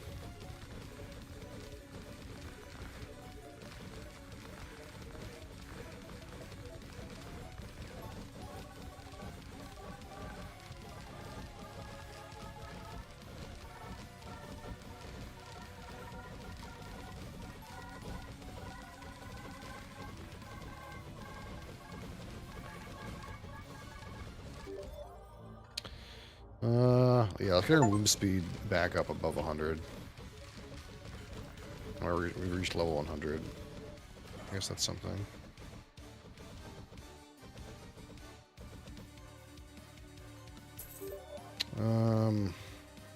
Yeah, it's showing me this thing again.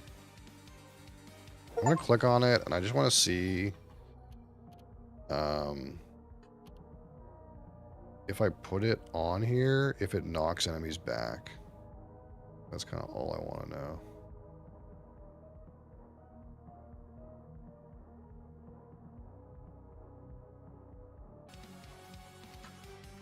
If it knocks them back, I maybe don't want it. But the damage of this thing just went ballistic when I put it on there, so...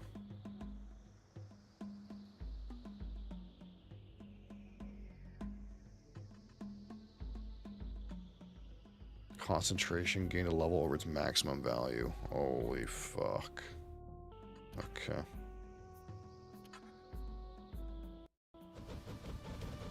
My circle's really small now, but...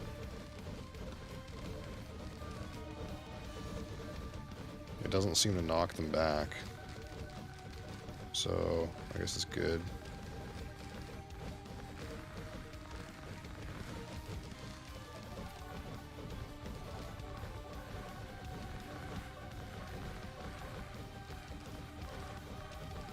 Circle is just really little now. I don't know if there's any way I can get some area, but it's a really small circle.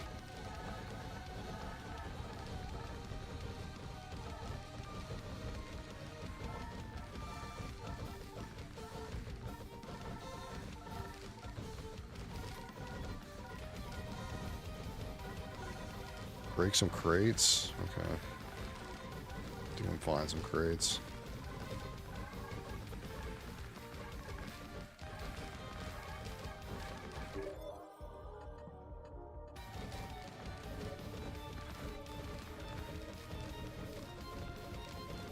There's one.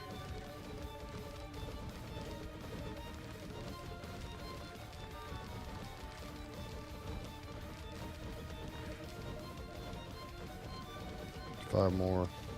I don't know what doing this bonus objective really does, but... 4 more.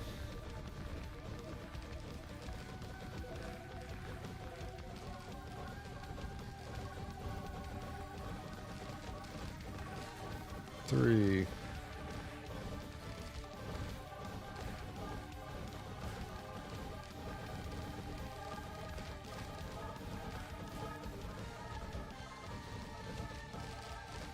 Need one more. Somewhere.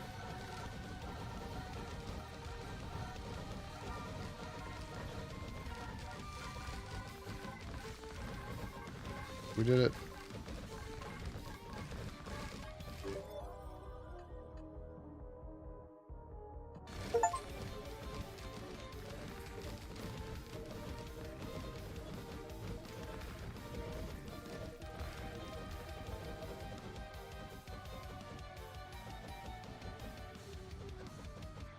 Well, that didn't seem like much of a... I guess we get more rewards for the optional reward.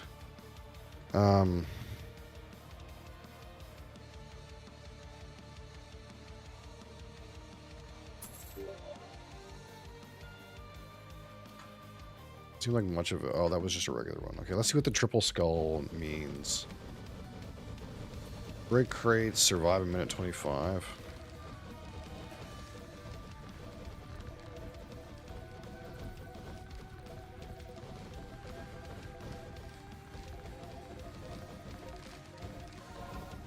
Where are your crates, brothers?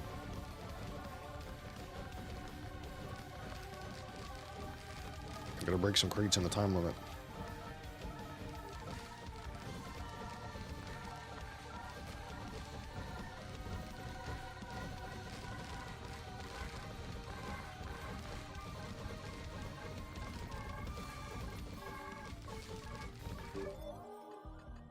Base power.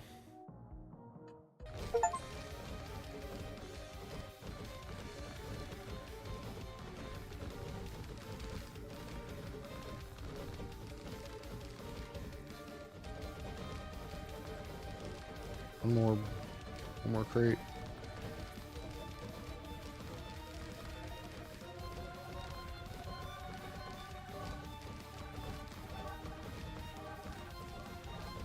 Where are you, crate? Here's one. We did it.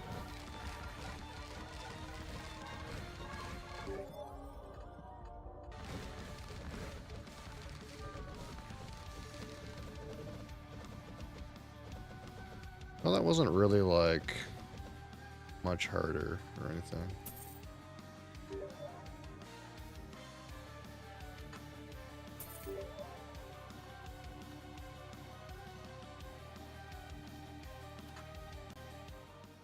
Now what's this? Blacksmith.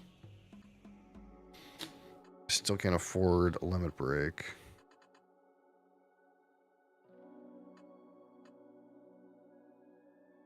Projectiles break down to 3 smaller projectiles.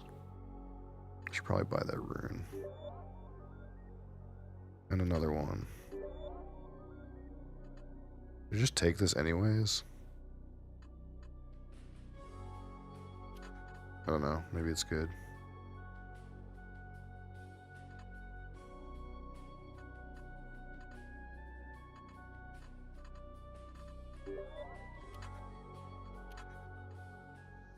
I think I like can't like get any more stuff. I think like most of the stuff I picked is like pretty close to capped. Oh, I guess these things are like unlimited. These like really basic ones, they're like unlimited.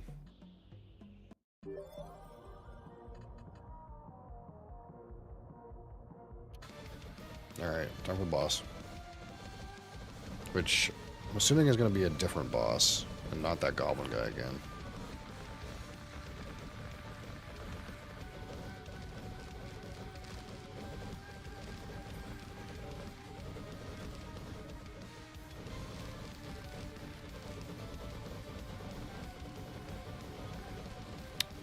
Drinking any scotch today? In about 45 minutes, we're going to do a live review. Which may be scotch, or it may be literally anything. It could be anything. Anything I haven't done. We'll just randomly select something. Mathematically, it would likely be scotch, I suppose, but it could be anything. But yeah, I usually start that in like 45 minutes.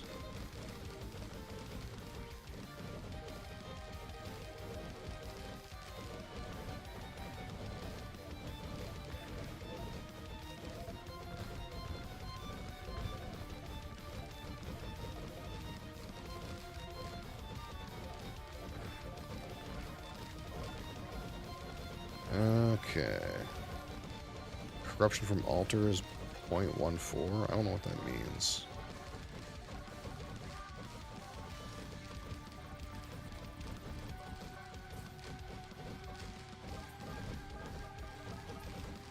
Alright, one more altar, and it's time for boss. I guess as I light these altars, the monsters get harder. I guess is what that means.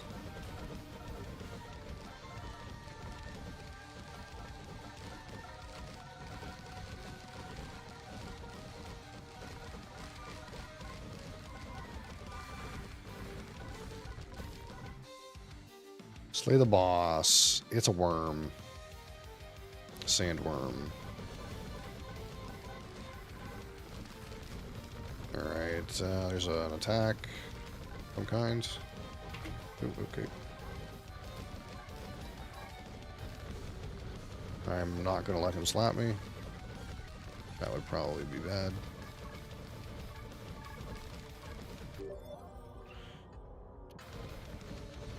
Oh, now he's got a shield. What's he doing? Oh god, he's summoning a bunch of little shitters.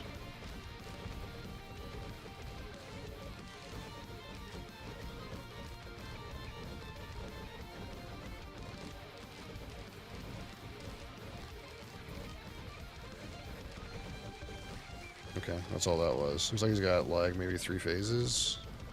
Or 3 breakpoints.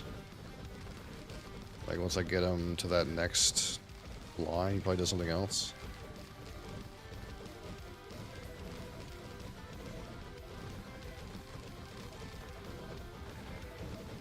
Yeah. Oh god.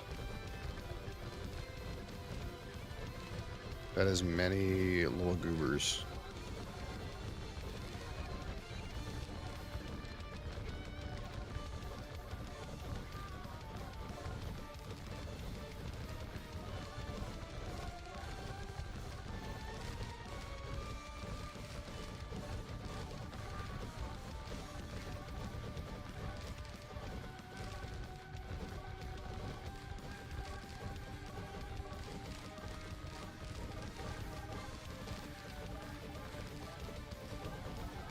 I wonder if it's like something different on this next bar. That would be more interesting. Oh, he's moving a lot quicker now.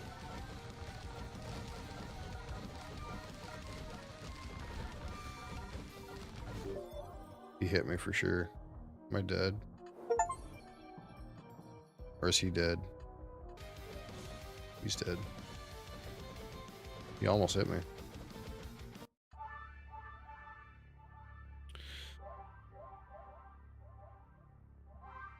Somehow the shurikens actually did more damage than the death aura, which is kind of wild because I was like assuming the death aura was like my main ability, but apparently the shurikens did more damage by like double.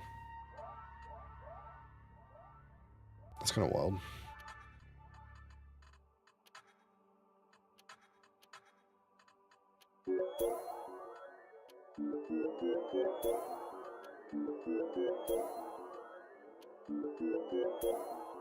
Alright, so bonus damage to enemy for each of their bestiary completion.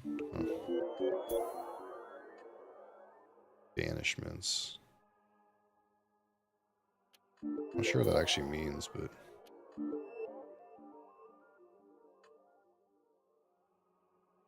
We'll just keep plugging away at the lower tier. These are all higher tier. Experience multiplier on overkill. Interesting. Get one of those. I think I can get in here. No, these are all way more expensive. Allow artifact rewards to be re-rolled.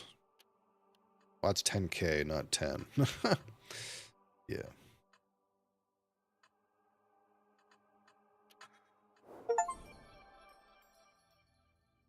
Unlock Shuriken talent. You're close on some of these other ones. Holy.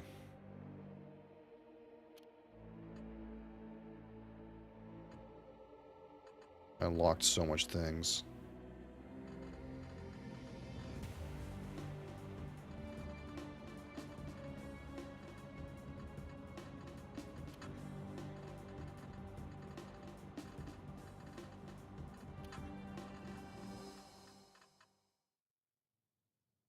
I'm not sure what a tainted card means.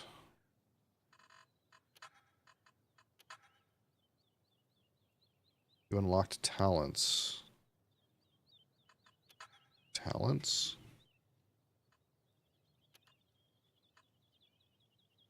Start run with Shuriken. That's not much of a talent. Every 25 levels, your card selection only has heroic cards. Gain projectiles. Increase tainted and ascended card drop chance. I don't even know what that means.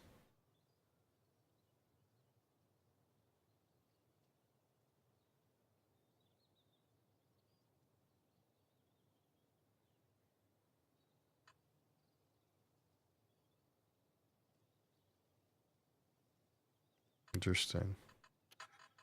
Does the other guy have different ones? No, I just have to unlock. Oh, I guess I can start with Shuriken on this guy, even though he doesn't normally have the chance to start with Shuriken, maybe? Does he? I think he has that chance anyway. Challenges. Oh, interesting. I can add additional difficulty modifiers so I get more soul coins. So, like, I can't level up my weapon. No shop, no blacksmith. No stage reward.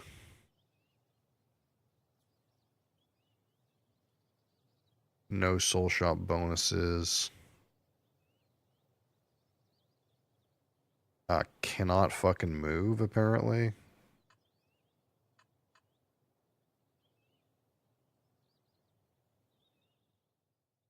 No evolutions.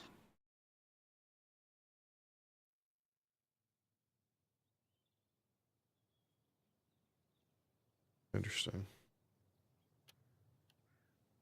Was this all of Safid's suggestions?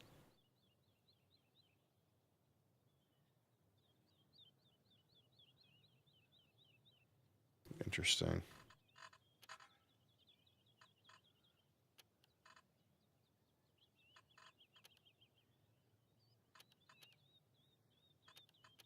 So now I could do a run. If I do D, then I could do a run that's longer.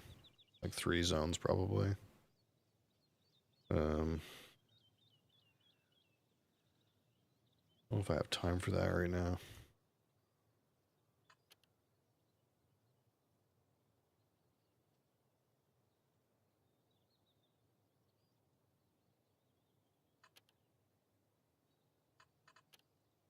What if I do F rank survivors mode? What's that going to be like?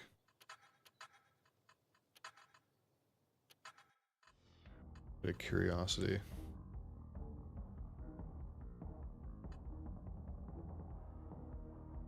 We try. Oh, this is aimed direction. Oh.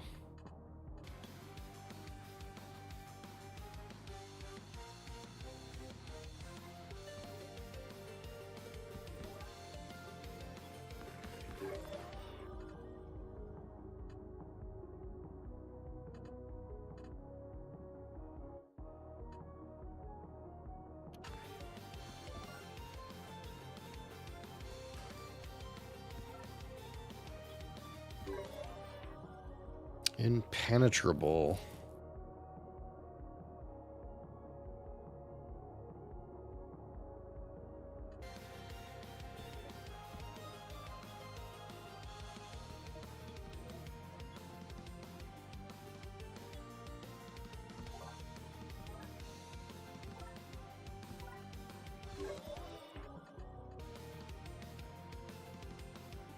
I'm not sure if certain cards are unique to certain classes or if I just happened to not get them on this guy last time.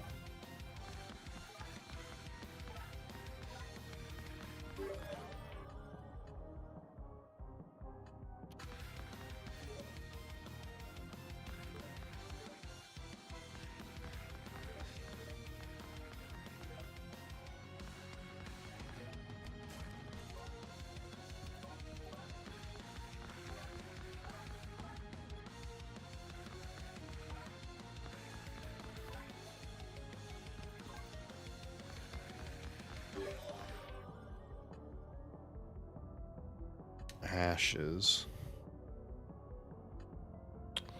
Don't know if I want this wind blade again, man. I didn't like this weapon that much, to be honest.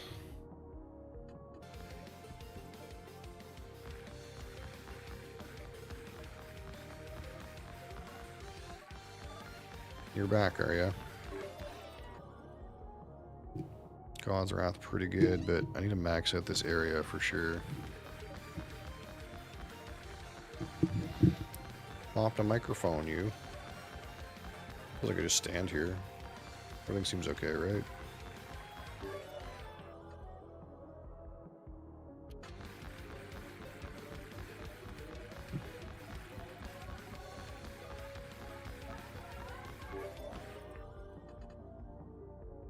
Base power, base corruption. That's a lot of corruption. Let's do it. Fuck it.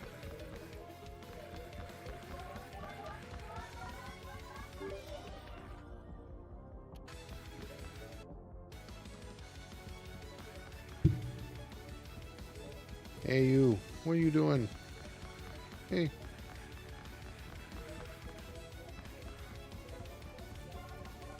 They're like not coming for me. They're like flying around in random directions.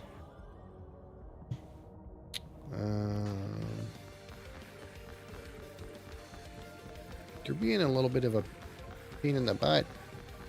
You just want to beat up the microphone. It's not really for rubbing your face on. That's really not the intention of it.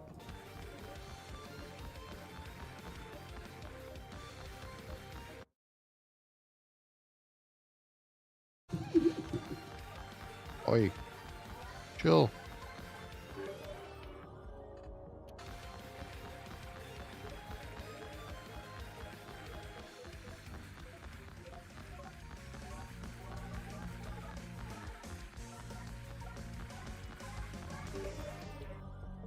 Every 10 seconds, you create a surface of 8 meters covered by vines. Sure, let's just see what that does. Oh. I thought it was going to be like a random area on the screen.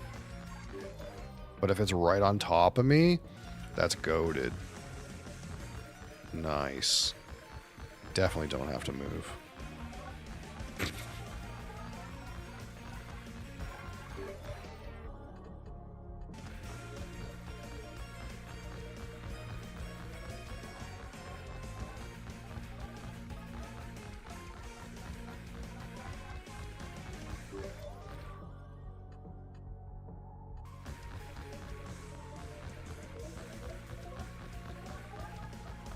Name of the game? This game is called Rogue Genesia, I think is what it's called.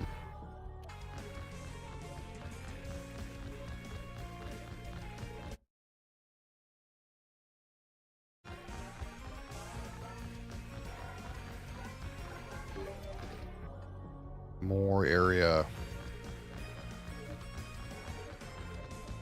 Alright, if I get some more area, I'll have to increase my... Actually, even now, I kind of need to increase my pickup a little bit. Because things are dying outside my natural pickup radius.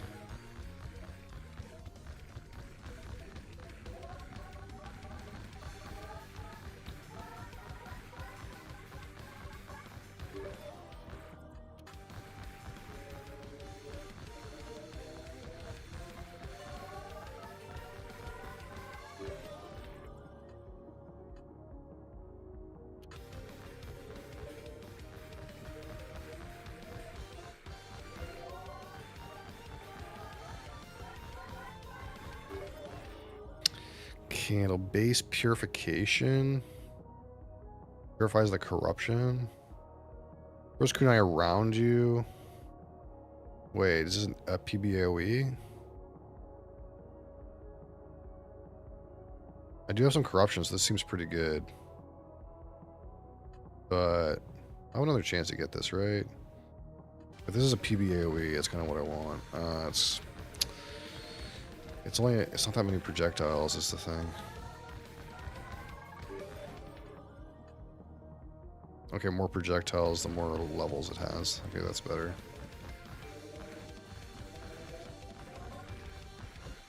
I do need some more pickup radius.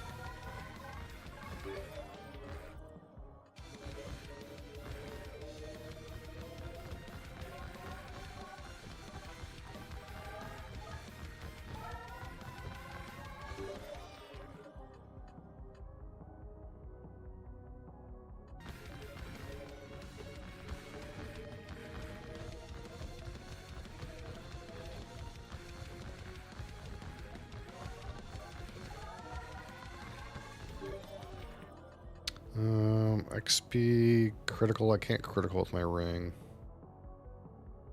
This reduces my base power, but adds projectiles. But I don't. If I reduce my base power, it's gonna make my ring do less damage. I don't want that.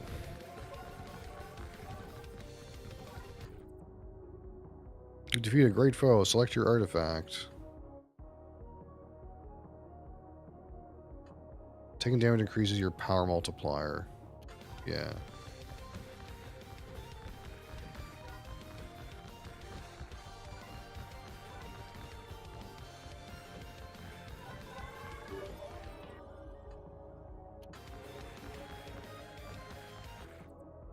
Okay, let's make sure this is on the right thing. It is. Can I put it on more than one? No.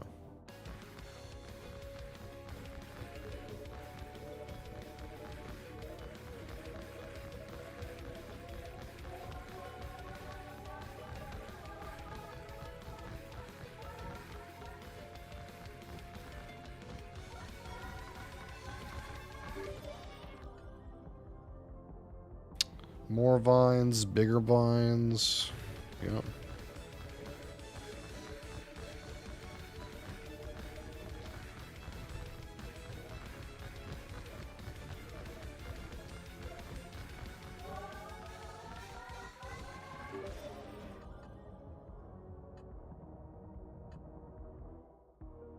Heavy pickaxe, eh? That's a lot of base power.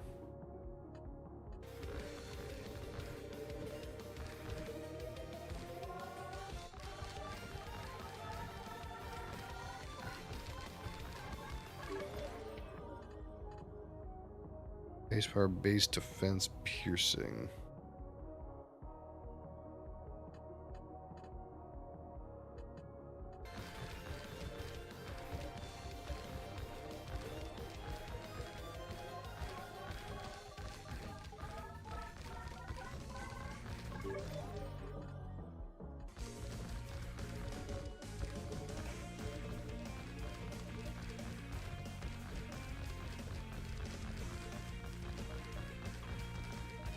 I guess I could just sit here and let stuff accumulate.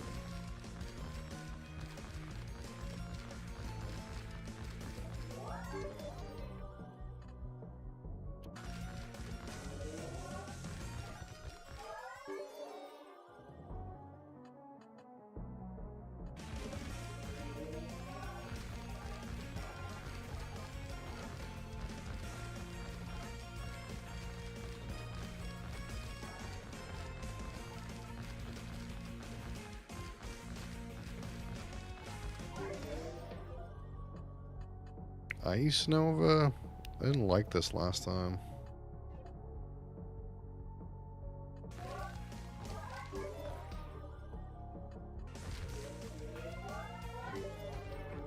Upon killing an elite, heal 12% of your max health. That doesn't seem particularly useful.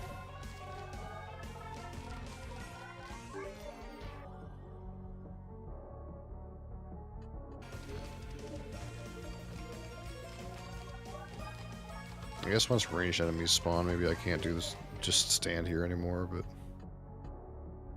Yeah, so this does work with our ring. We did learn that.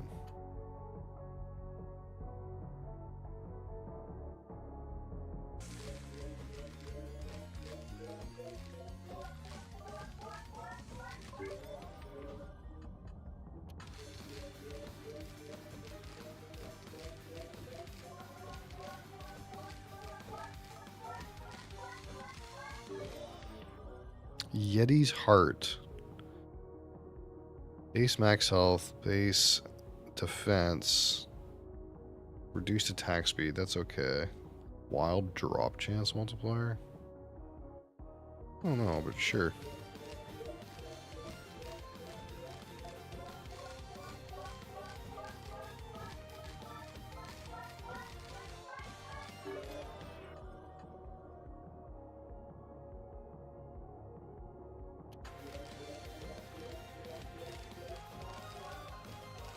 Hopefully, like, stuff won't be accumulating anymore.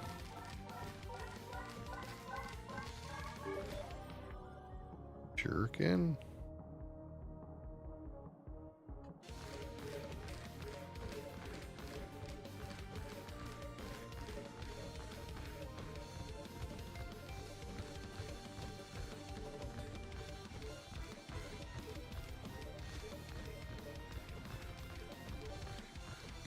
Seems like if you just stand in one place, eventually the mobs get confused and kind of just wander around in a weird way. They stop, like, coming after you.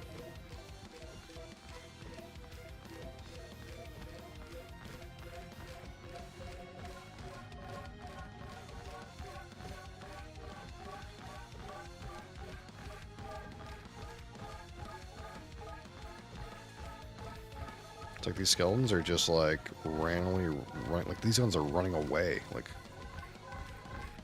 it's like eventually the AI gets, like, kind of confused. Like, why is the player not moving?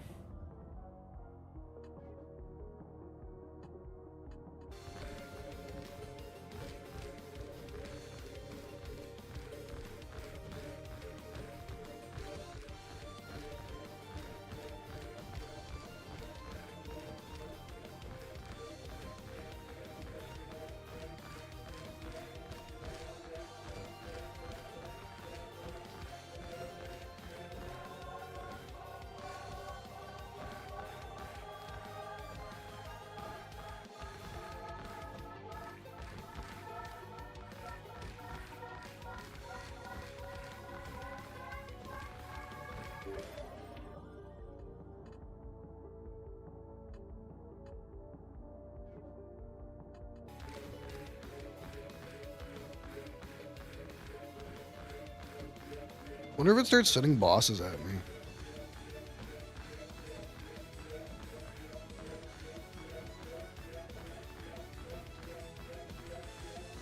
You would think naturally that would happen eventually, right?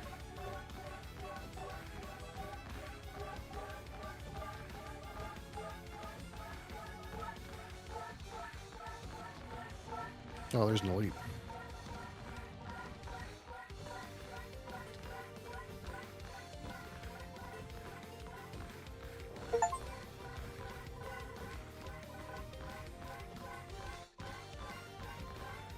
You did hit me. It did damage.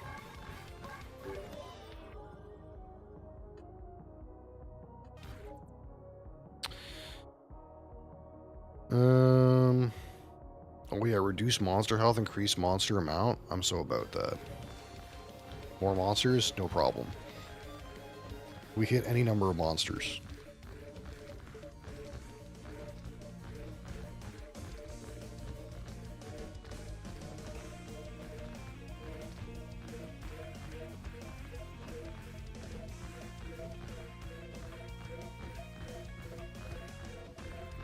What do you think, Cat? You're so full of your own fur.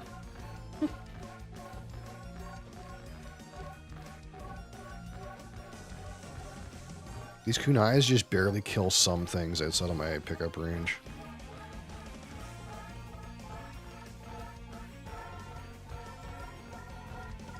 Who am I targeting?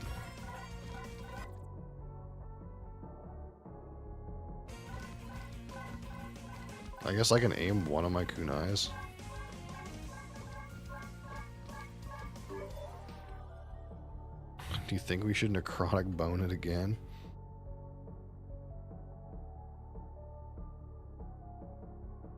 Let's fucking do it.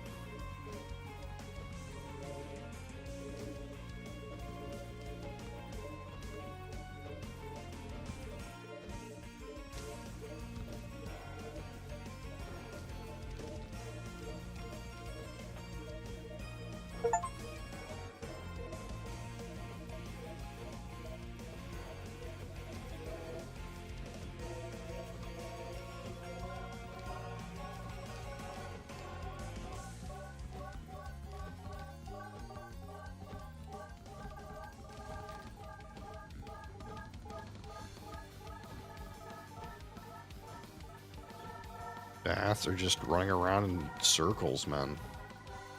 Gotta clear them out. They're confused on what to do. They're not coming to murder me like they're supposed to.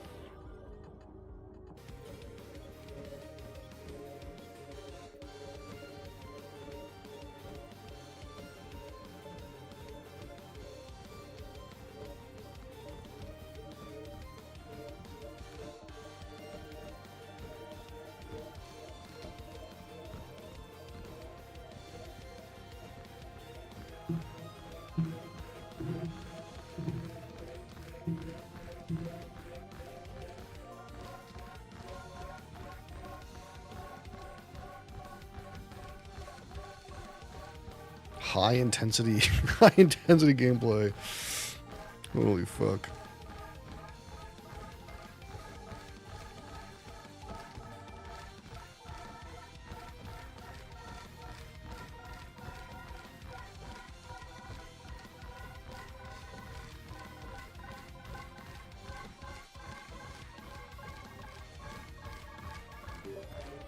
Turtle. I'm down with the turtle.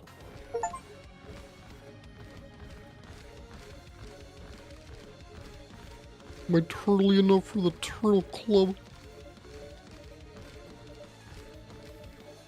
Turtle.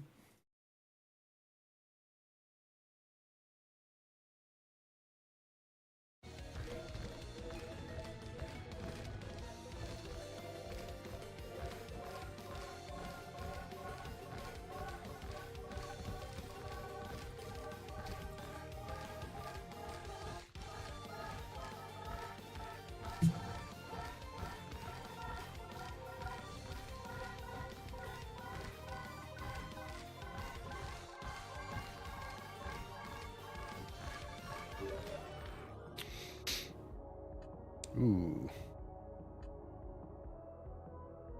Give me this one. How fat is our ring now? 9466 DPS. That's an amount.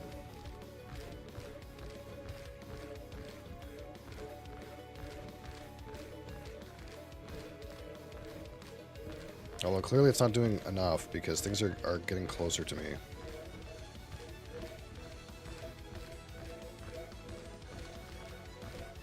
There's a world where they could touch me. Some of these stupid bats dead. They're just like wandering around.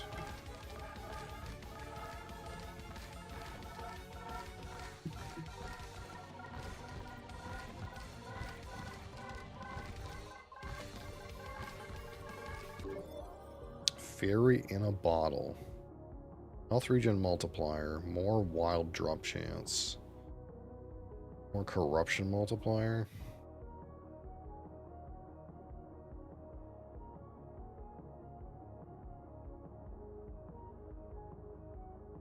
Sure. I think that was not worth it, but... Okay, Goblin Man at 15 minutes. Oh, my boy is so slow.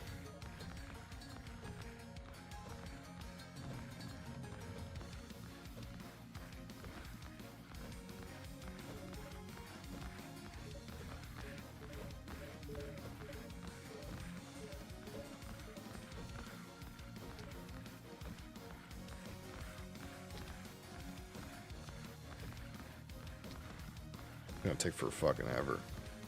I have no single target.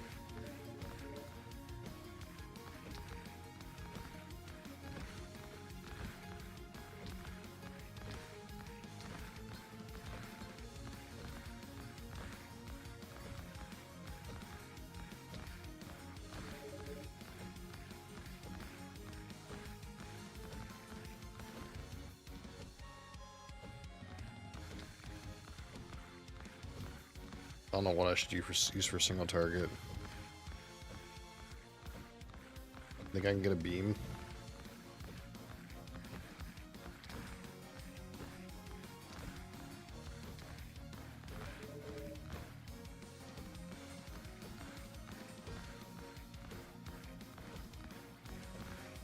That being said, he doesn't really do any damage to me.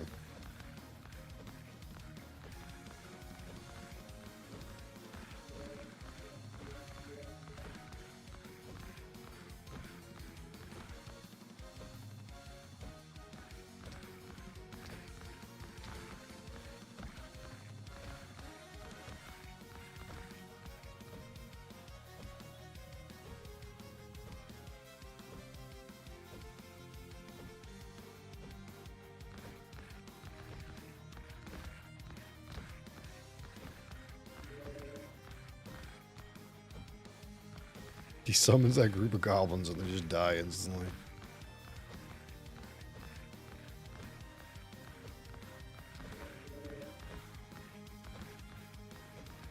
Oh, he's doing damage to me. I gotta respect a little bit. Just a little bit. Whoa!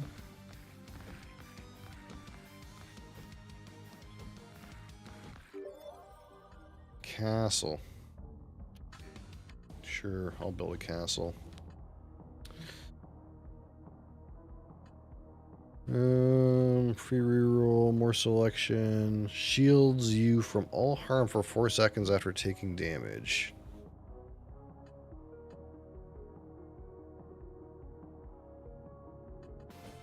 Give me another option.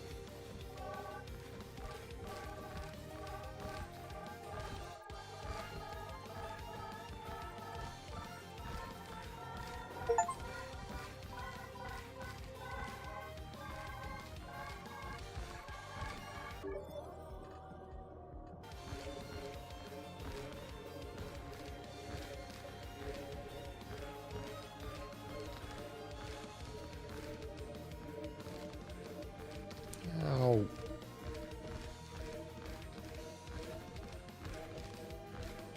Well, I feel like I might need another weapon. My single target is really not it. You're back, are you?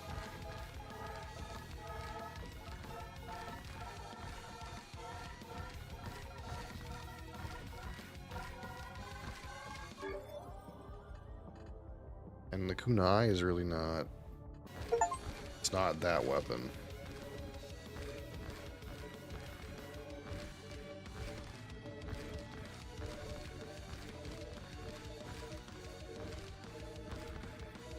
What are you doing, kitten?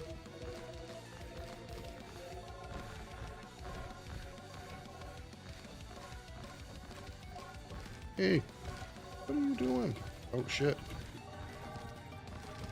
Cat flashbang, cat flashbang. I can't see what's going on, darling.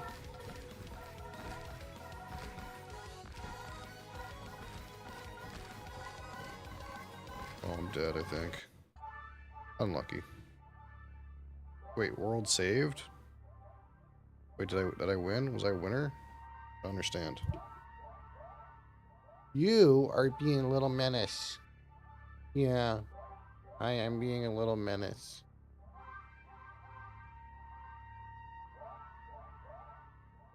You goober.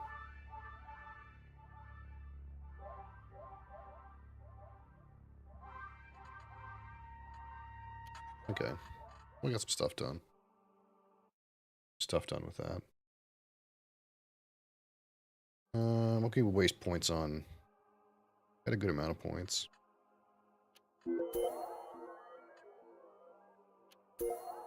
Alright, so we've maxed out the F tier shop rewards. So now we can work on E's.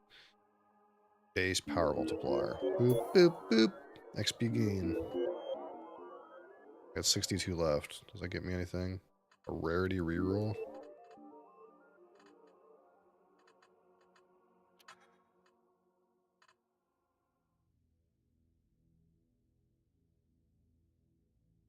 How many of these, like, unlockables are there in here?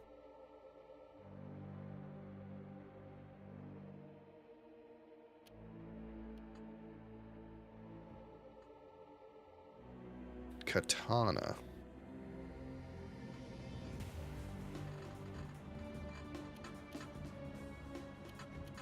Oh, there's still a whole bunch, dude. There's a whole bunch.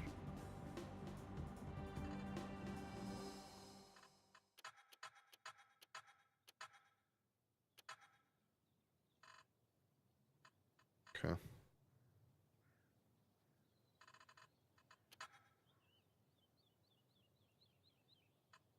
Well, it's about time. Exit that.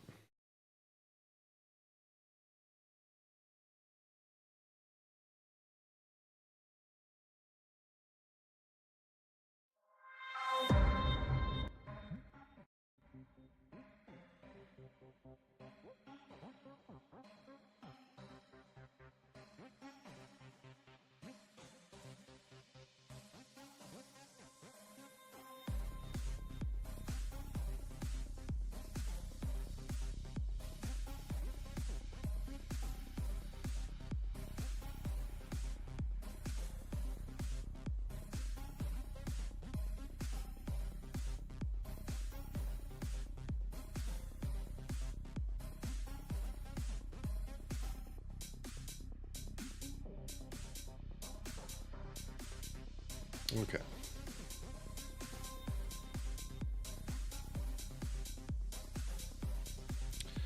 Just change your category here.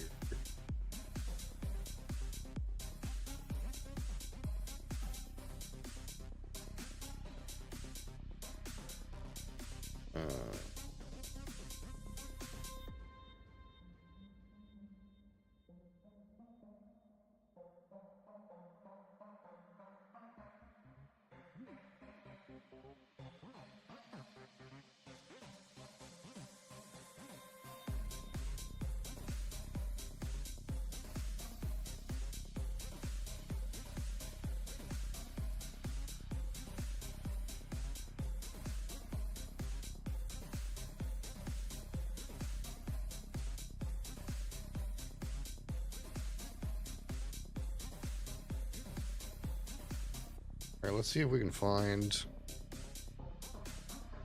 See if we can find something that I've never reviewed. Out of this wheel.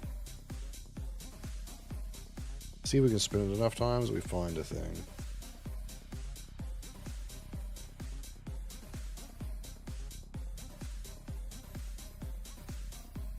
I still got a post on Discord too. That backlogged a little bit. Already reviewed that one.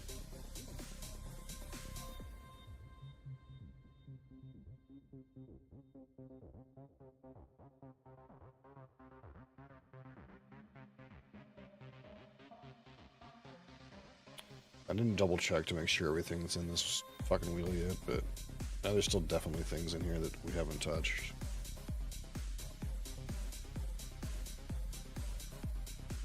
Otherwise, I'll just have to roll dice against my inventory list.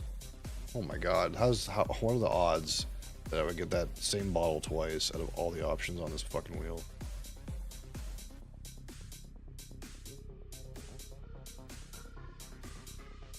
Did I do that? I don't know if I did that.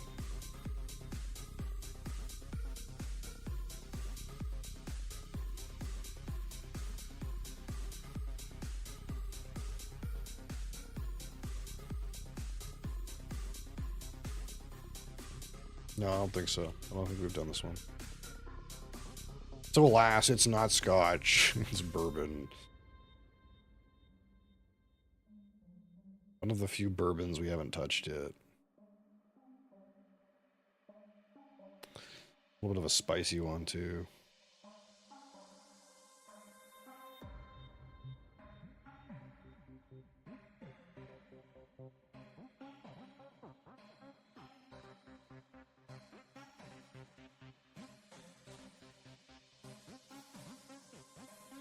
All right. Thankfully, since I reorganized the whole cabinet, I know exactly where it is. Isn't that wild?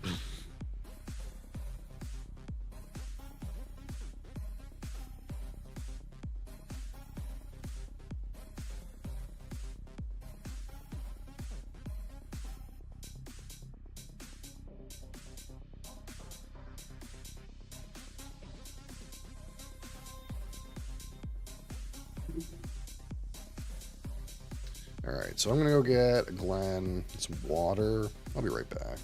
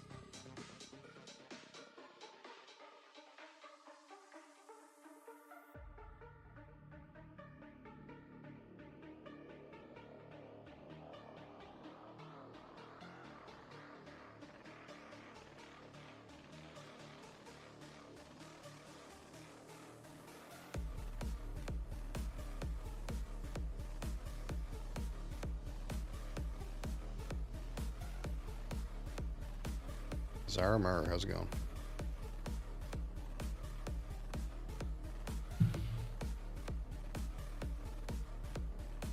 So yeah, guess the wheel has selected one of the few bourbons that I haven't reviewed, and it'll be one of the few bourbons that we will be able to review in the near future, considering geopolitical climate, I suppose. So I'll get out a few tidbits here, and then we'll get going. Just relaxing, nice.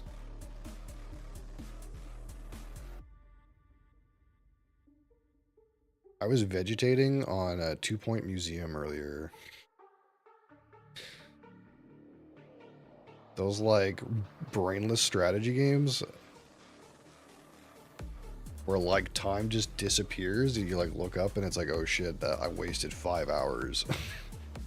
That's my like go-to vegetation game. Like games like Civilization and stuff like that, where your brain is just doing minute strategy things, and then you look at the time and it's like, oh fuck.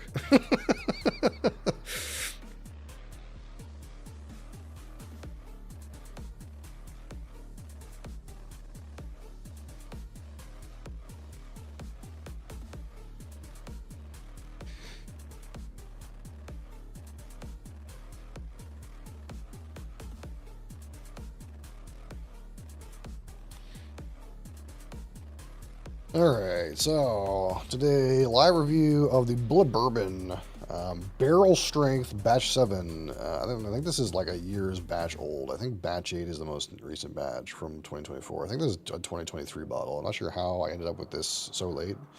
But this is Batch 7 from the Bullet Bourbon Distillery, and this is owned by Diageo, our friends at Diageo. And if you can believe it, Bullet Bourbon is not actually producing whiskey right now.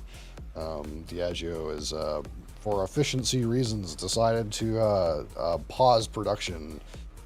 So we'll see what that's about. In either case, this is, again, Kentucky Straight Bourbon Whiskey that, of course, I acquired before weird things happened in the world. And this is 60.1% ABV or 120.2 proof. It is non-chill filtered, and it is roughly 5 to 8 years old. And a number 4 char, new charred oak barrel, as you kind of would assume when it comes to Kentucky Straight Bourbon Whiskey. Now, one of the interesting things about Bullet Bourbon is they have a couple different mash bills. And they have a couple different yeast strains that they use. So one mash bill that they do use for 100% certain is 68% corn, 28% rye, 4% malted barley. So that is a higher rye mash bill. But there's 2 different mash bills, and I'm not 100% sure on what the second one is. I have a hard time finding what the second mash bill is. And they also have 5 different yeast strains. So they have 2 mash bills. And then each of those mash bills is fermented among 5 different yeast strains that promotes different flavors. And then those different recipes are then vatted to create the Bullet Bourbon whiskey. So this is technically like a mix of 2 mash bills and 5 yeast strains. So it's kind of like a little bit all over the place. And if you actually go to the Bullet Bourbon Distillery, you can taste these different yeast strains and mash bills separately and kind of see how that accents certain factors within the whiskey. But their actual bottled products are kind of like a blend of all those different recipes. One also tidbit, I suppose, about the Bullet Bourbon Distillery is it was manufactured through Diageo's investment, and it is a carbon neutral distillery. Everything going on there is carbon neutral. So that's kind of interesting. A lot of whiskey producers, the interesting thing about whiskey is everything in whiskey is long term, right? Every time you distill something, you know that product, minimum 3 years, but it probably won't be enjoyed for another 8 to, if it's Scotch, maybe even 25 or 30 years. So sustainability is very important when it comes to whiskey because everyone's thinking long term. I think if I make so much whiskey, 1 or 2% of those barrels might end up in a 30 or 40-year-old barrel. We have to consider what's going to happen in that amount of time. Is this distillery still going to be standing?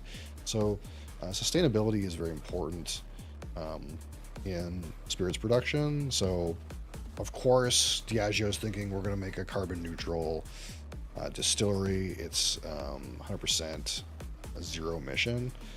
And of course, since this is Diageo's, one of Diageo's bourbon brands, this particular brand also supplies barrels for brands you might know, like Johnny Walker or Don Julio. These are brands that use barrels, ex-bourbon barrels, to age either their tequila or scotch. So barrels from Bulleit Bourbon get used in those other endeavors through Diageo, because casks are still a hot commodity. Used ex-bourbon barrels, you know, they're not as expensive as they used to be, but they had a price hike not too long ago. So keeping those barrels in company to reduce cost is always important, I suppose. But if you're a Johnny Walker enjoyer, there's a good chance that some of your Johnny Walker ended up with a Bulleit Bourbon barrel, but they also will probably take any barrel they can get. But of course, this is natural color. Again, Kentucky Straight Bourbon Whiskey is not subject to E150 like we are in pretty much every other kind of whiskey.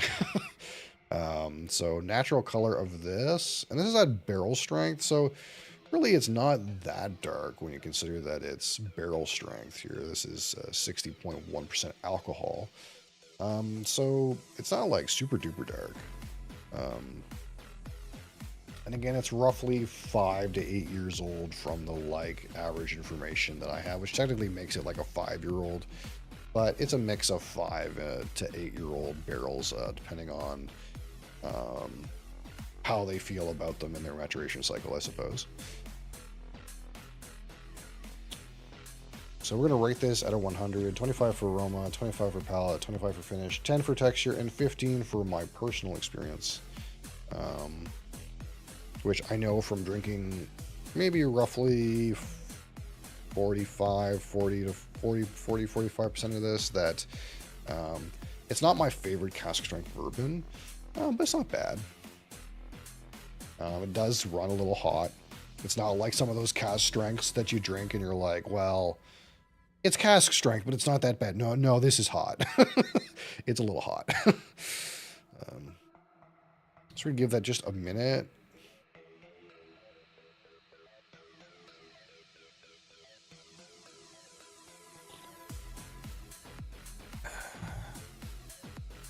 And of course, Ager is on here and tracked all kinds of for signature white and orange everywhere.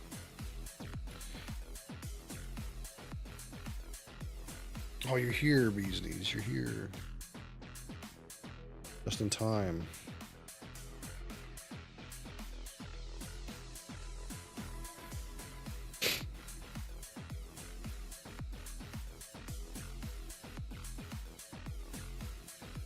I don't know what it is recently, but for me, every time work's been making you work. God, how dare they? That's criminal. But every time I nose new charred oak barrels these days, the very first thing is bullshit. Yeah, very first thing I get out of them is like a powdered cocoa note, but just for like a second. Like just for like a second at first, and then it's gone. I don't know what that is, but almost all the bourbons I've noticed recently, I kind of get a little bit of that.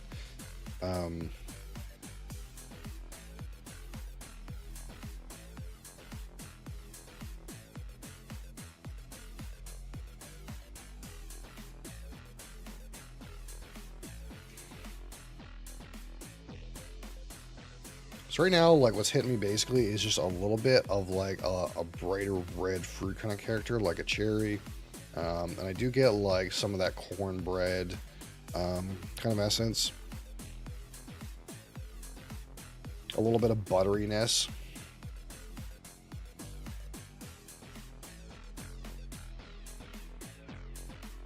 It is a little hot on the nose, a little singy, but yeah, just like a little bit of that red cherry, some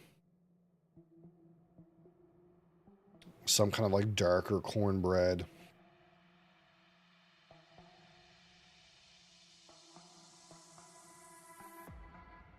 A little bit of that like corn buttery kind of flavor.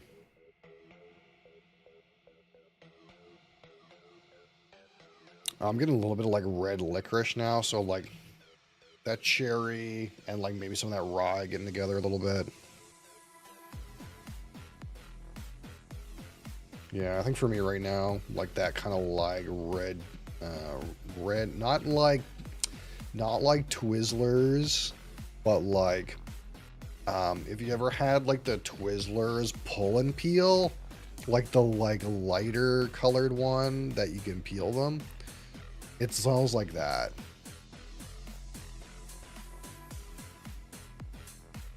Yeah, like that Twizzlers pull and peel, cornbread, corn buttery note.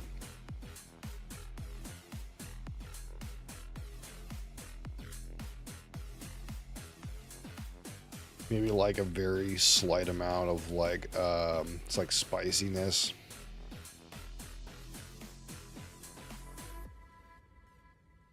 But not like super duper strong on it. And kind of like that initial fleeting cocoa powder. But yeah, it's a little hot. I know it's going to be hot on the palate too, but...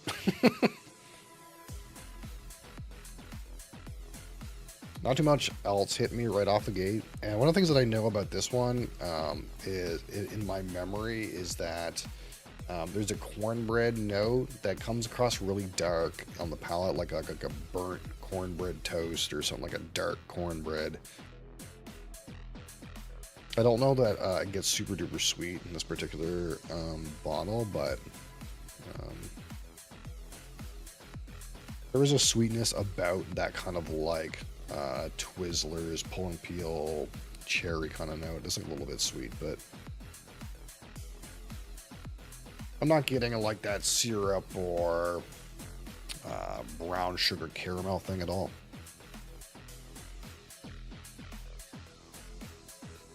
And there is a slight woodiness, but I wouldn't call it oak, and it's kind of faint in the background. Not like oakiness, but like softwood lumber.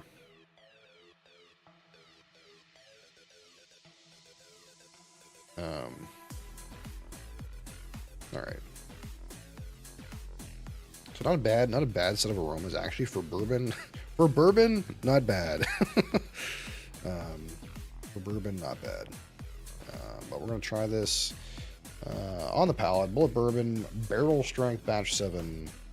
That's gonna be hot. Cheers.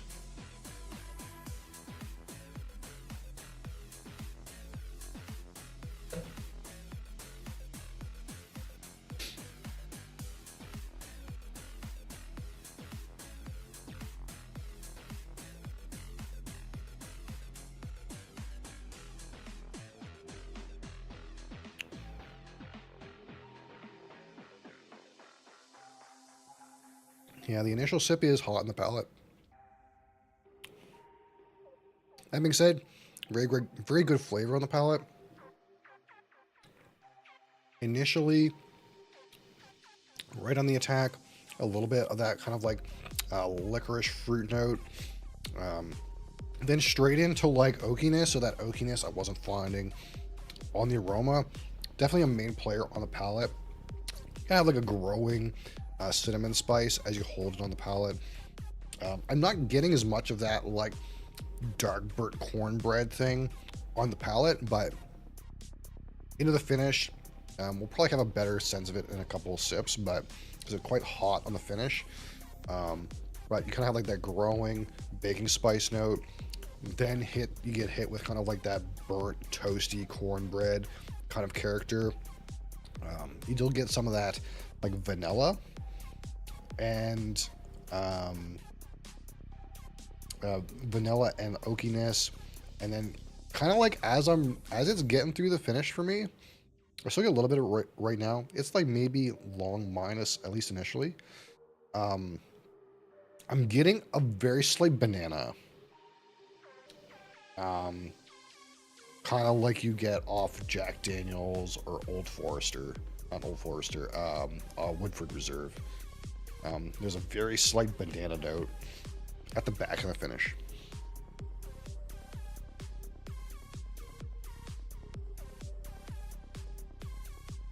And it's a little bit buttery too.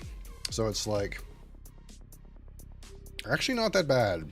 I'm actually interested in seeing how this develops after like I've taken the heat for a sip or two. Because when I remember like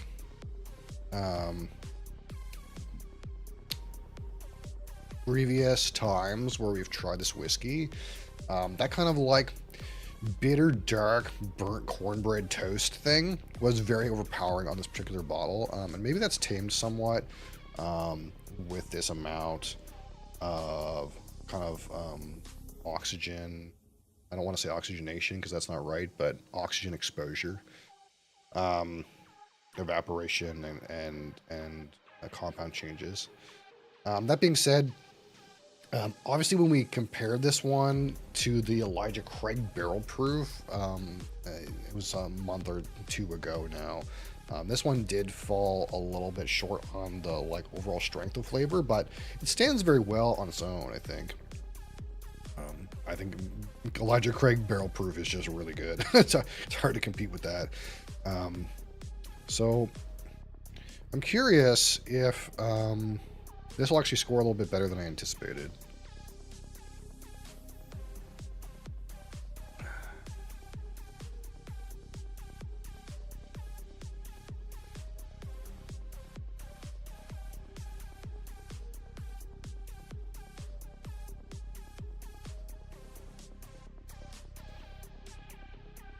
Oh, we're hitting some butterscotch for me now.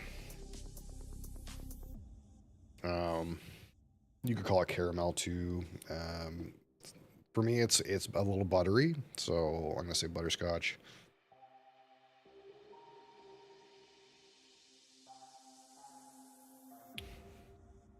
Yeah, that's the one thing about this particular bottle is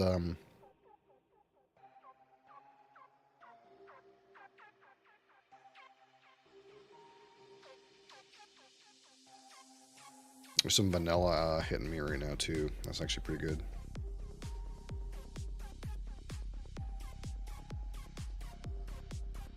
Despite the fact there's lots of rye, it's not super rye spicy. It doesn't have nearly the same depth of rye character, at least compared to like high rye bourbon.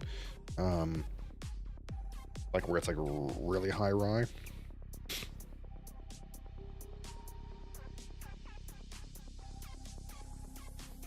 Yeah, the nose right now is like all vanilla and butterscotch. And this one is coming across a little bit more buttery than average.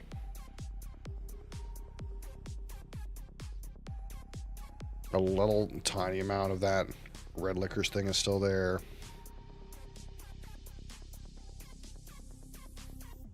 There's the corn breadiness kind of back playing a little further back now. But it's all kind of like up front on vanillas and butterscotch.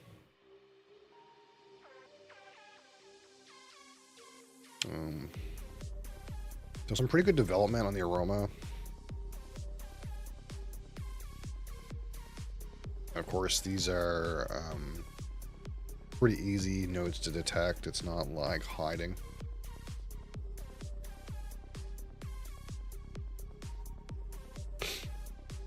That being said, it's not doing like the emergent flavors kind of thing, but it has had some development.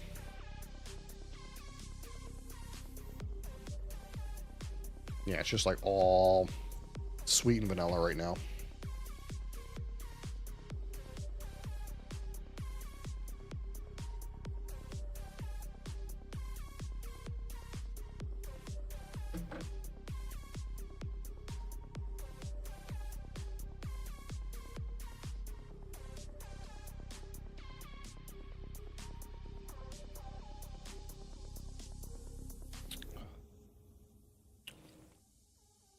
So on the finish, immediately quite spicy. Some of that burnt cornbread. Get into some oak character. I'm waiting for that banana.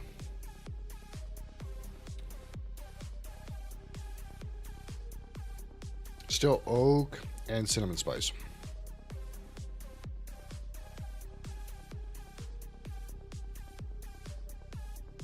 And then like way at the back.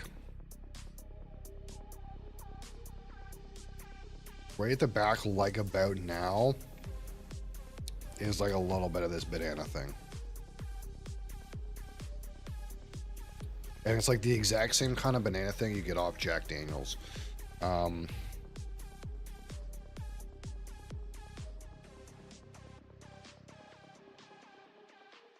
Palette, mostly the same. Mostly kind of the same things going on the palette. A little bit of that slight fruity character. You get some butteriness. Large oak presence. That oak kind of grows into that kind of spicy back palette.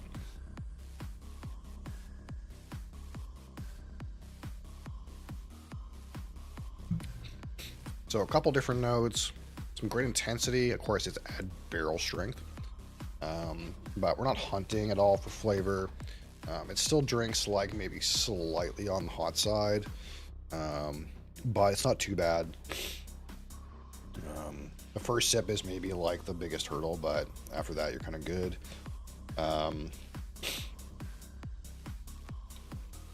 Maybe a little bit hotter on the finish than I would prefer, but it's not too bad. So we're gonna do one more sip here, and then we'll start talking about numbers.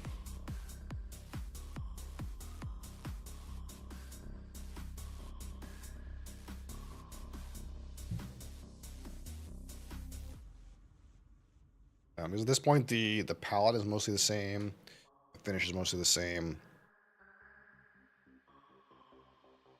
We've had some development on the aroma, but at this point, it's kind of settled on that kind of like vanilla butterscotch, toasted cornbread thing. And if you want to try to find some of that rye character, it's in there.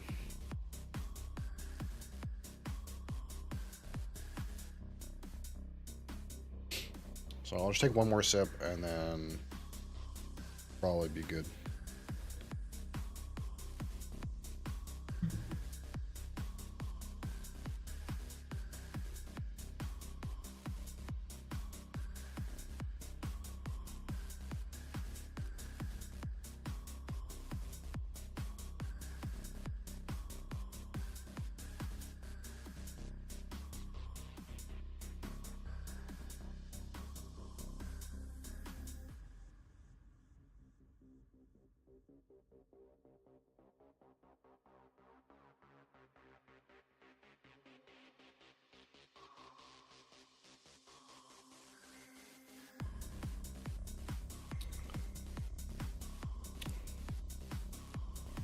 Layer of sweetness to the palate. Kind of like nondescript, simple syrup, kind of layer of sweetness.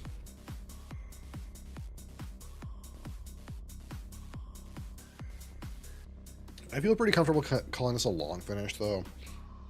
It kind of seems like it has just a little bit more legs than I'm expecting.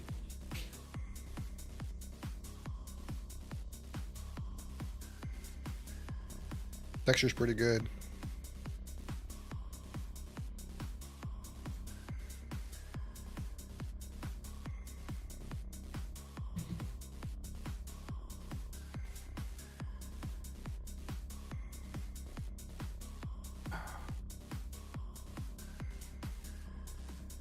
And now we're on like sip 3. Like the sip 3, it's like there's no heat to it. So it's not that bad. It's not like super hot.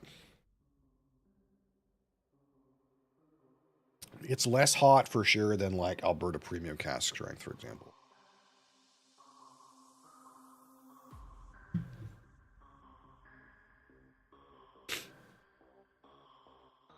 So from the top at 25 on the aroma, Initially, we had some of that cocoa powder into like some butteriness. It's that red pull and peel licorice. Slight softwood lumber note. A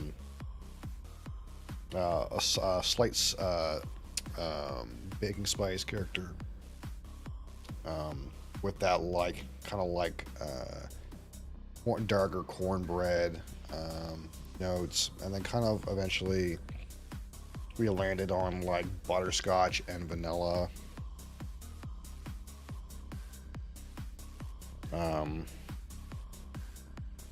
Not terribly oaky, but a good range, good intensity.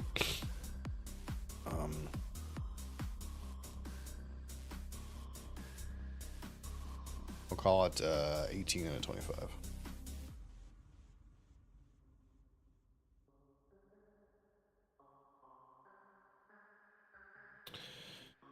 All right.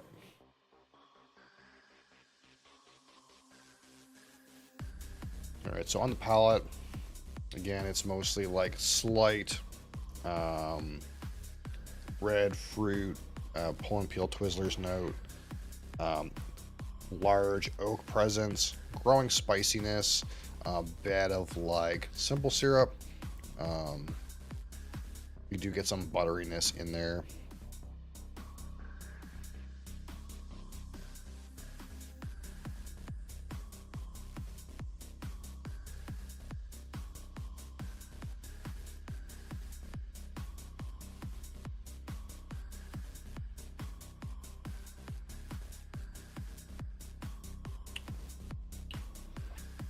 Dark cornbread, burnt cornbread, toasted cornbread. Doesn't really show up till the finish for me.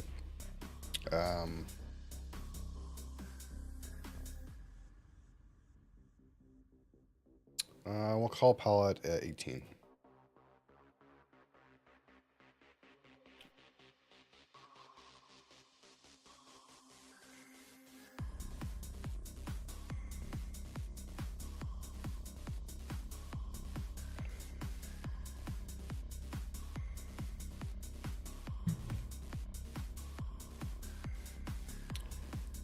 And on the finish, right when you swallow, you get some of those very loud, intense kind of cinnamon spice notes, followed by some oakiness and some burnt cornbread. And then you kind of like linger on that cinnamon spice and oak note. And at the very back, you get a banana, kind of a banana thing, like a Runts banana candy artificial banana note. Again, similar to what you get from a Brown-Forman product. But it's like way at the back of the finish. Pretty long finish too.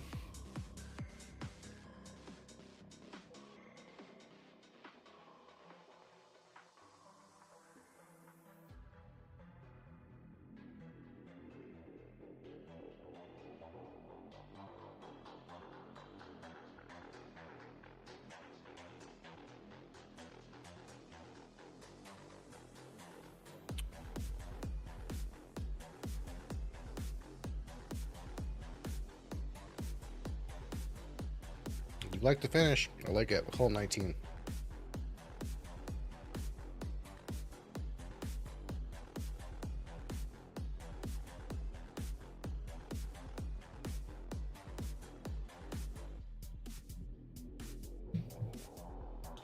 So out of 10, let's talk about the texture, which is pretty good. It's a pretty good texture. It's a good amount of thickness. It's not the thickest. It's pretty good. We still have to decide if this. I don't think it's more than 8. I have to decide if it's like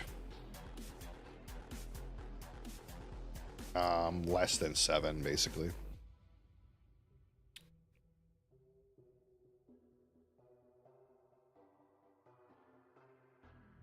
I'm giving myself a moment because I totally mouthwashed that finish, so my gums are a little numb.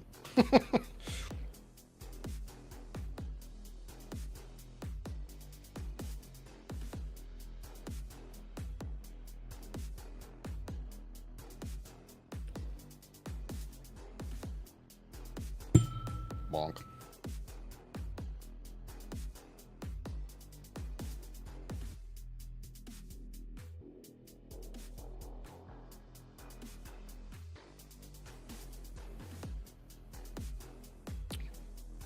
Pretty reasonable mouthfeel. Good coat. I'll give it a 7.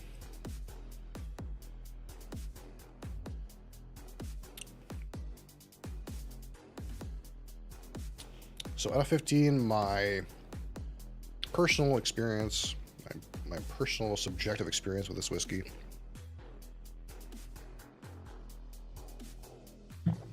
And if I'm going to be honest, it's improved for me. This bottle fill, reaching this bottle fill has definitely improved it for me. Probably like, man, here and up, the whole thing kind of drank somewhat like bitter dark burnt cornbread. And that's kind of like subsided and kind of reclined into the finish for the most part at this particular point. So some air has kind of appreciated, I feel, this particular whiskey, that or I'm tasting it different today than I've tasted in the past. I've done a lot of comparisons with this whiskey, and a lot of them are against other cask strength bourbons. And a lot of times this one didn't really shine against those other options. But when we're evaluating it simply on its own, it's got some good merits. There's some intense flavors. There's a good variety of flavors. Mouthfeel's pretty good. Catching that little bit of banana fruit at the end of the finish, I think it really adds something. It's something a little different that you don't kind of always get.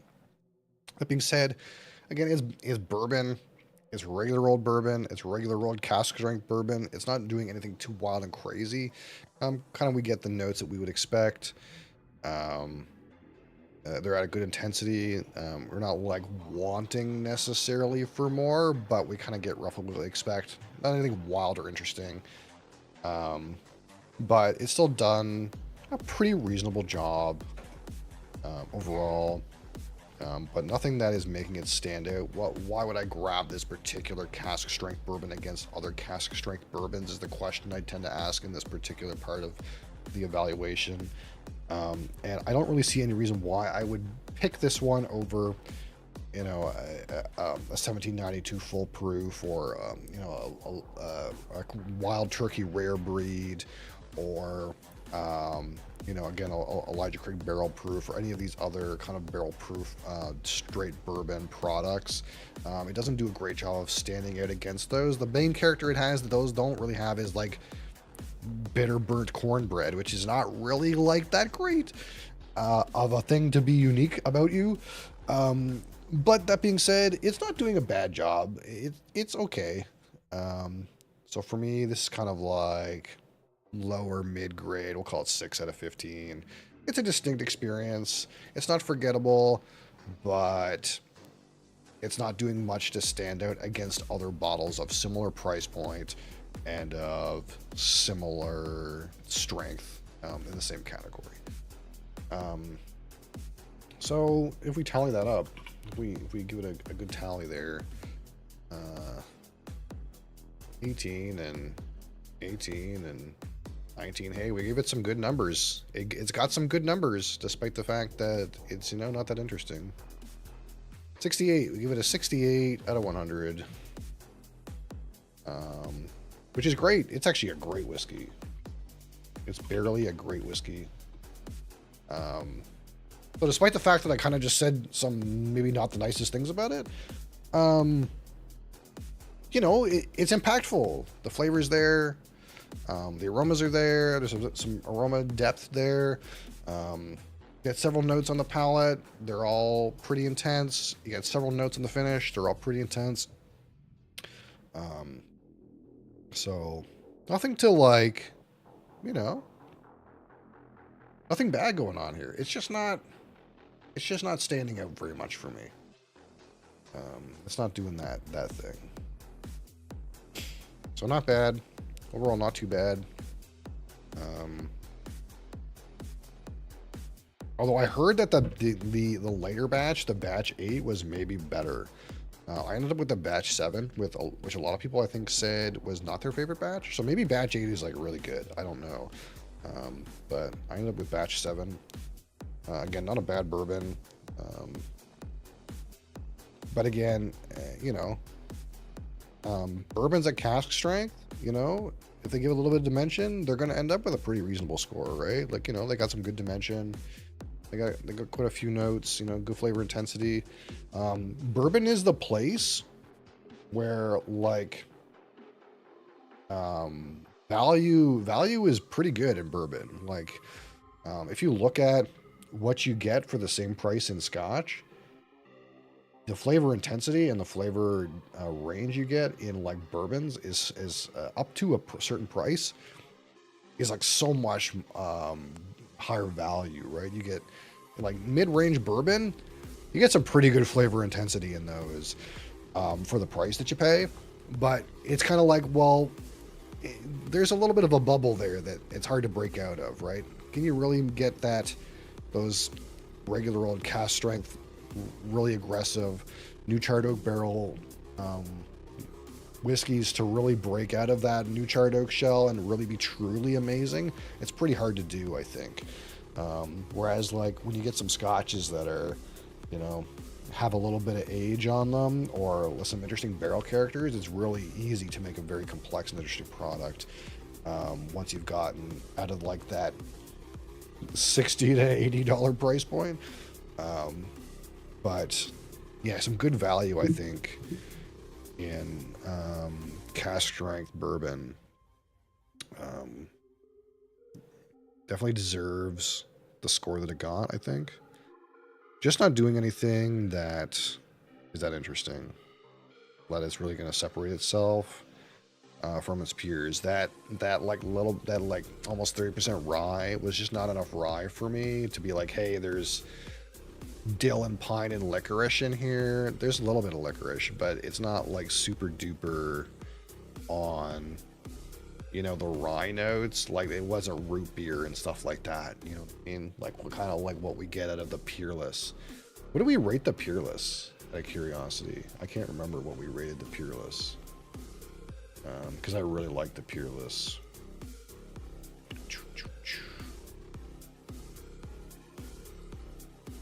We have the Peerless a 77. So, you know, that being said, 77 is not that much higher than the 68, but it's kind of like, well, how do you get out of the 60s? You got to be doing something a little special, I think, for me to really get out of the 60s.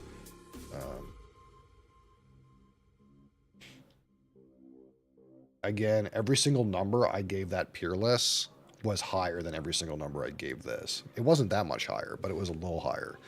And I think it's just that extra, the little bit of extra, that kind of takes it from being like pretty good to being really great.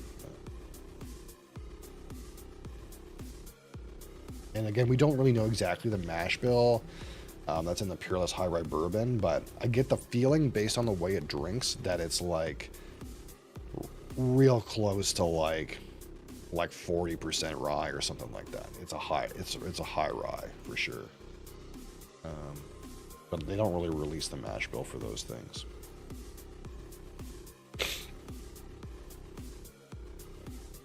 You can sip and eat, but you're probably more value as a cocktail mixer. For like the basic bullet, I mean, probably.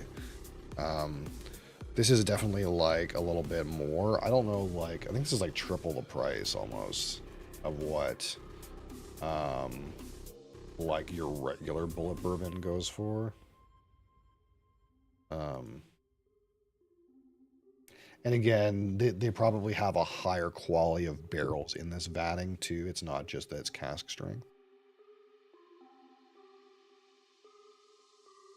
It's more than double the price. In my market, it's more than double the price for this one against the regular one. That being said, there's also a bullet bourbon 10-year-old, which is like maybe 2/3 the price of this one. So I didn't know they had a 10-year-old age stated bullet bourbon, but apparently that is also a thing. It'd be interesting to kind of see it. Unfortunately, the political climate's not good for this, but if I could get like a regular bullet and a 10 bullet and then this bullet, it would be kind of nice to kind of see that progression.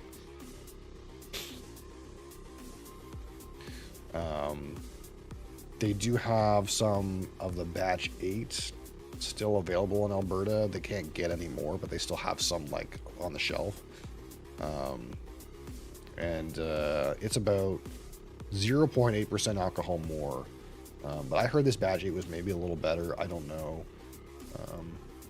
But again, the cast strength one's not bad. And again, it's because you get lots of flavor with cast strength. That's kind of like one of the things that, you know, and maybe even this regular strength. What's the ABV of the regular strength bullet bourbon? Like, it might not realistically be that bad. But it'll probably have a similar like flavor intensity to like Wild Turkey 101. That's kind of like the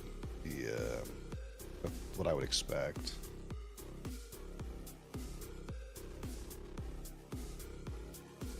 .45% alcohol. Okay, yeah, so it's a little bit. It's quite a bit lighter. But yeah, not bad. Again, good value, I think. Cast strength bourbon. It's so intense, and the flavors are so loud and impactful that it's hard to not like give it at least a minimum reasonable score, right? Because as soon as the liquid hits your lips, you're getting huge, bold, intense flavors. And like, if I spent this amount of money on a scotch, and again, we don't rate based off of price, but if I spent this amount of money on a scotch, there's a good chance that the flavors would be very tame. Even if it was like 40% alcohol or 46% alcohol, like even if it's not 80 proof, you would still end up with a scotch that's like, you know, there's a mix of interesting flavors here, but they're not that intense. This is loud and bold and intense flavors, so you do get some good value there. But of course, again, it's hard to break out of that shell. It's hard to make a bourbon score much better than this because you give it cask strength. You can't age it too long because it becomes over oaked and woody. It's really hard to make this really sing, but to get like a mid 60s score, pretty good. Like it can get those mid 60s, I think cask strength bourbons are going to continue to get pretty reasonable mid 60 scores for me because they're so intense and flavorful. But breaking out of that shell, man, it's hard to do with a new charred oak barrel. You can't. There's just the range of flavor there. It's hard to hit. It's hard to compete with a scotch that's going to give you like a list of tasting notes like as long as a dissertation. And those notes are like interesting and wild and different and all over the place. They're not the same ones every time. Like my personal experience score, I think on these cast strength bourbons will always be a little low. They need to like get out of their shell a little bit. They gotta like, you gotta show me something funky. Like you gotta show me a grape or a plum or you know, something, man. It's gotta be a little bit out of the box for this to give me a good experience, I think. What's this doing that other bourbons aren't doing? Not very much. So yeah. Reasonable.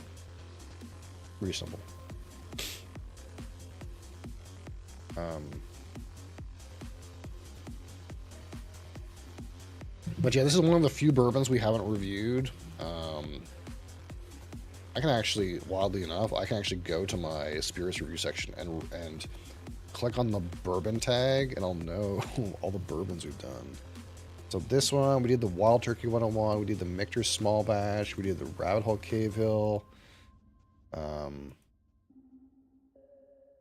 can't I scroll? We did the Maker's 101. We did the Jack Daniel's Single Barrel Select, did the Pure's High Rye Bourbon, we did the Wild Turkey Rare Breed. What else is left? We did Elijah Craig, the regular one. So we haven't done Elijah Craig Barrel Proof. And we haven't done 1792 Full Proof. So those are the bourbons I know for sure that are left.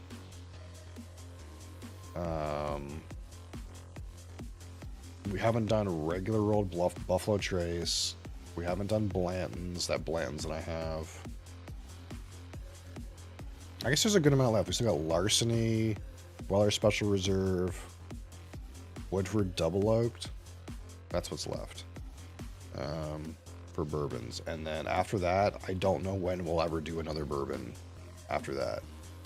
There's Angel's Envy too, if you count that.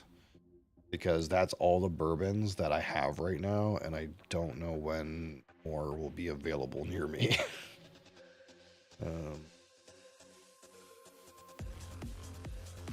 But that's okay. That's okay. We have a wide world of scotch to taste from.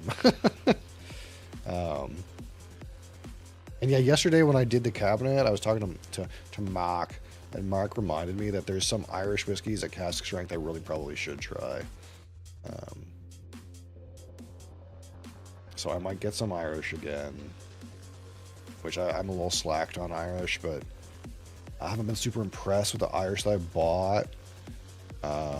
But you know, there's some Redbreast cask strength around. Blue Spot is also cask strength whiskey that's around. We might try some like higher proof Irish stuff, or some stuff from Bushmills. I've been pretty like satisfied with the things that I've gotten from Bushmills actually. So we might get a Bushmills 12. We might get a Blackbush, a few Bushmills things, and kind of see like how we feel about those ones. The Middleton stuff that's not cask strength, it's been a little miss for me, but we'll try some stuff. And again, there's also rums and cognacs and Japanese whiskeys around the corner too. So, but of course, everything that's unopened right now is Scotch. I think I got 1, 2, 3, 4, 5, 6 unopened Scotches, 1 unopened cognac, and 1 unopened rum. So we also the poll for March 29th has completed. The unfortunate reality is it's a tie between Crown Royal Harvest Rye, Remy Martin VSOP, and Aberlour 12-year.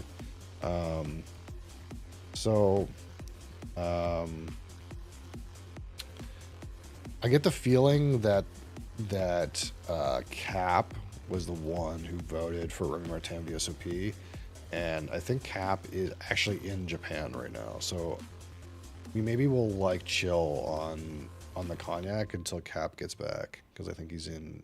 I think he would like to see that, and he's in. I think he's not going to be around for a bit. So we'll either do Crown Royal Harvest Rye or Aberlour 12, or both. I don't know. We could do both. Crown Royal Harvest Rye is not expensive, at least not up here. Look good. You happy with it? I don't know if you've seen. I did post a picture on the Inside Scoop in Discord of the whole thing. But yeah, we did get it all finished, so it's all in there. And that one's empty now. But yeah, everything's in that one. It's all in region and then alphabetical order. That being said, there are some tubes in there that don't fit great. I'm trying to decide if I want to, like, since the cabinet is opaque, I have the luxury of getting rid of all of the tubes. I'm not sure if I want to do that. It's kind of an ongoing mental debate. The tubes make it harder to fit stuff in there, but to a certain extent, it is also part of the like experience of the whiskey. So I'm not sure if I'm gonna get rid of the tubes or not. I may or may not. That being said, there's no floor whiskey right now, but the cabinet is basically full. Now the old cabinet is empty, so we can fill the old cabinet again. But we know that ends up buying a new cabinet eventually. But I think that's where we'll end up eventually. We'll just end up with more of those cabinets. It's fine. But yeah, not bad. I like the cabinet. It's not like the showiest piece, but it's pretty hard to show the whiskey, I think, without subjecting it to UV radiation. So, kind of it is what it is with that. But yeah, the stuff doesn't fit like immaculately in there. It probably would fit way better without the tubes. That being said, as I get kind of like more and more space, I'll have a bit of more of a luxury to like tailor the shelves to the stuff that's in them. But right now, I don't really have enough space for that. Like, for example, the Glenfiddich tubes are one of the tallest things in there. If I was in the world that the Glenfiddich tubes were taking up a whole shelf, I could make that shelf fit Glenfiddich tubes and then, you know, reduce the space for other shelves. But right now I don't have enough space to like kind of do that. It's kind of like a mix and match. So, but yeah, it's been good for the most part. Satisfied.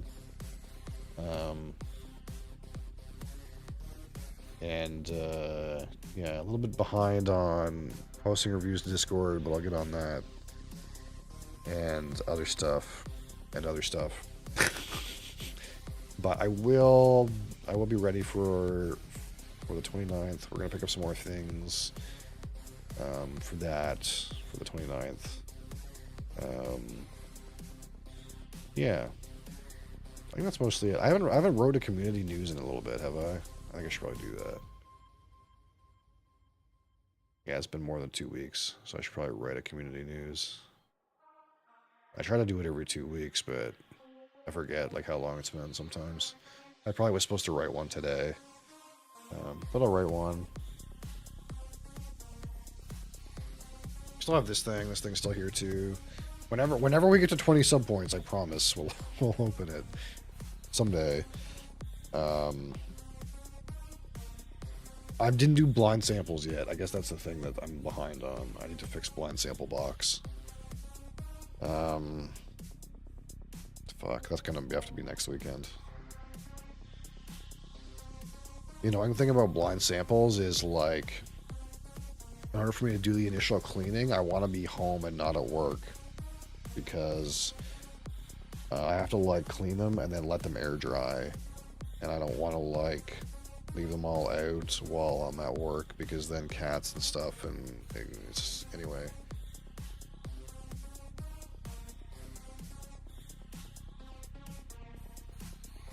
And something Irish for St. Patrick's Day? Yeah, do I have Irish things left to review? I probably do. I probably haven't done. Have I reviewed a Redbreast? I probably should have reviewed a Redbreast today. You're right. I totally forgot. I meant to do a Robbie Burns scotch for Robbie Burns Day too, and I just forgot. It's like there's just enough going on in my life that like when you add one more thing, I fucking forget. Yeah, let's see. Yeah, there's the Teeling, but I also haven't reviewed any of the Redbreasts or the Jameson 5 Oak. There's a good amount of Irish I haven't reviewed yet. I just forgot. I must have just forgot. Yeah, I should do that next time. I'll write a reminder so that when this happens next year, I'll write a calendar reminder for St. Patrick's Day next year. Fuck. What's the next thing coming up?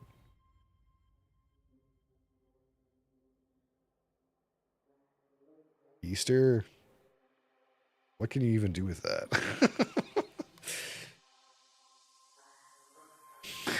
What can you even do with Easter? Should I get a British whiskey? Can I get a British whiskey? An English whiskey? Not a Scotch whiskey, but an English whiskey? I could do that. Never mind, just kidding. It says 0 products available. I don't know if there's any English whiskey around. There's French whiskey. No English whiskey. No Cotswolds or anything like that. Unlucky.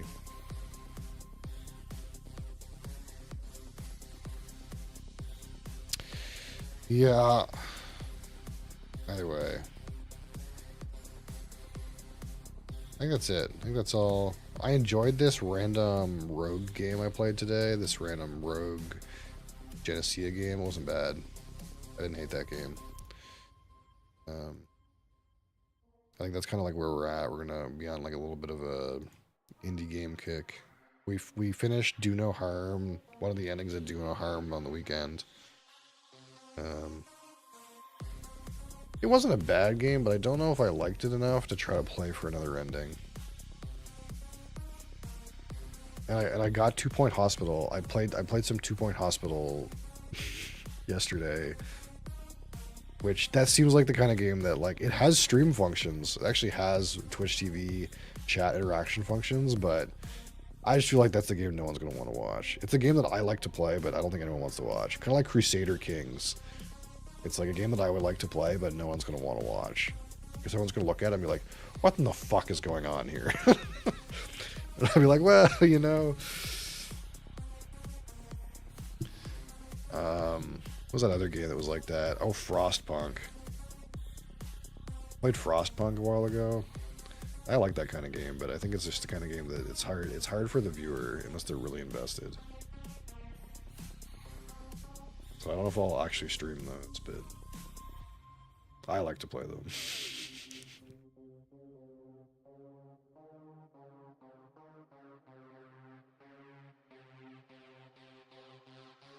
There's some crazy deals going on in the UK. Like, one in the world. These guys are posting these these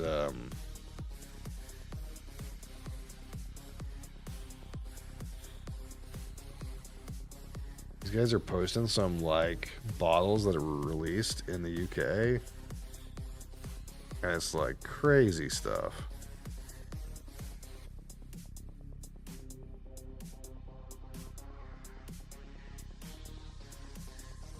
Like 61 pounds for a 10-year-old Mordlock?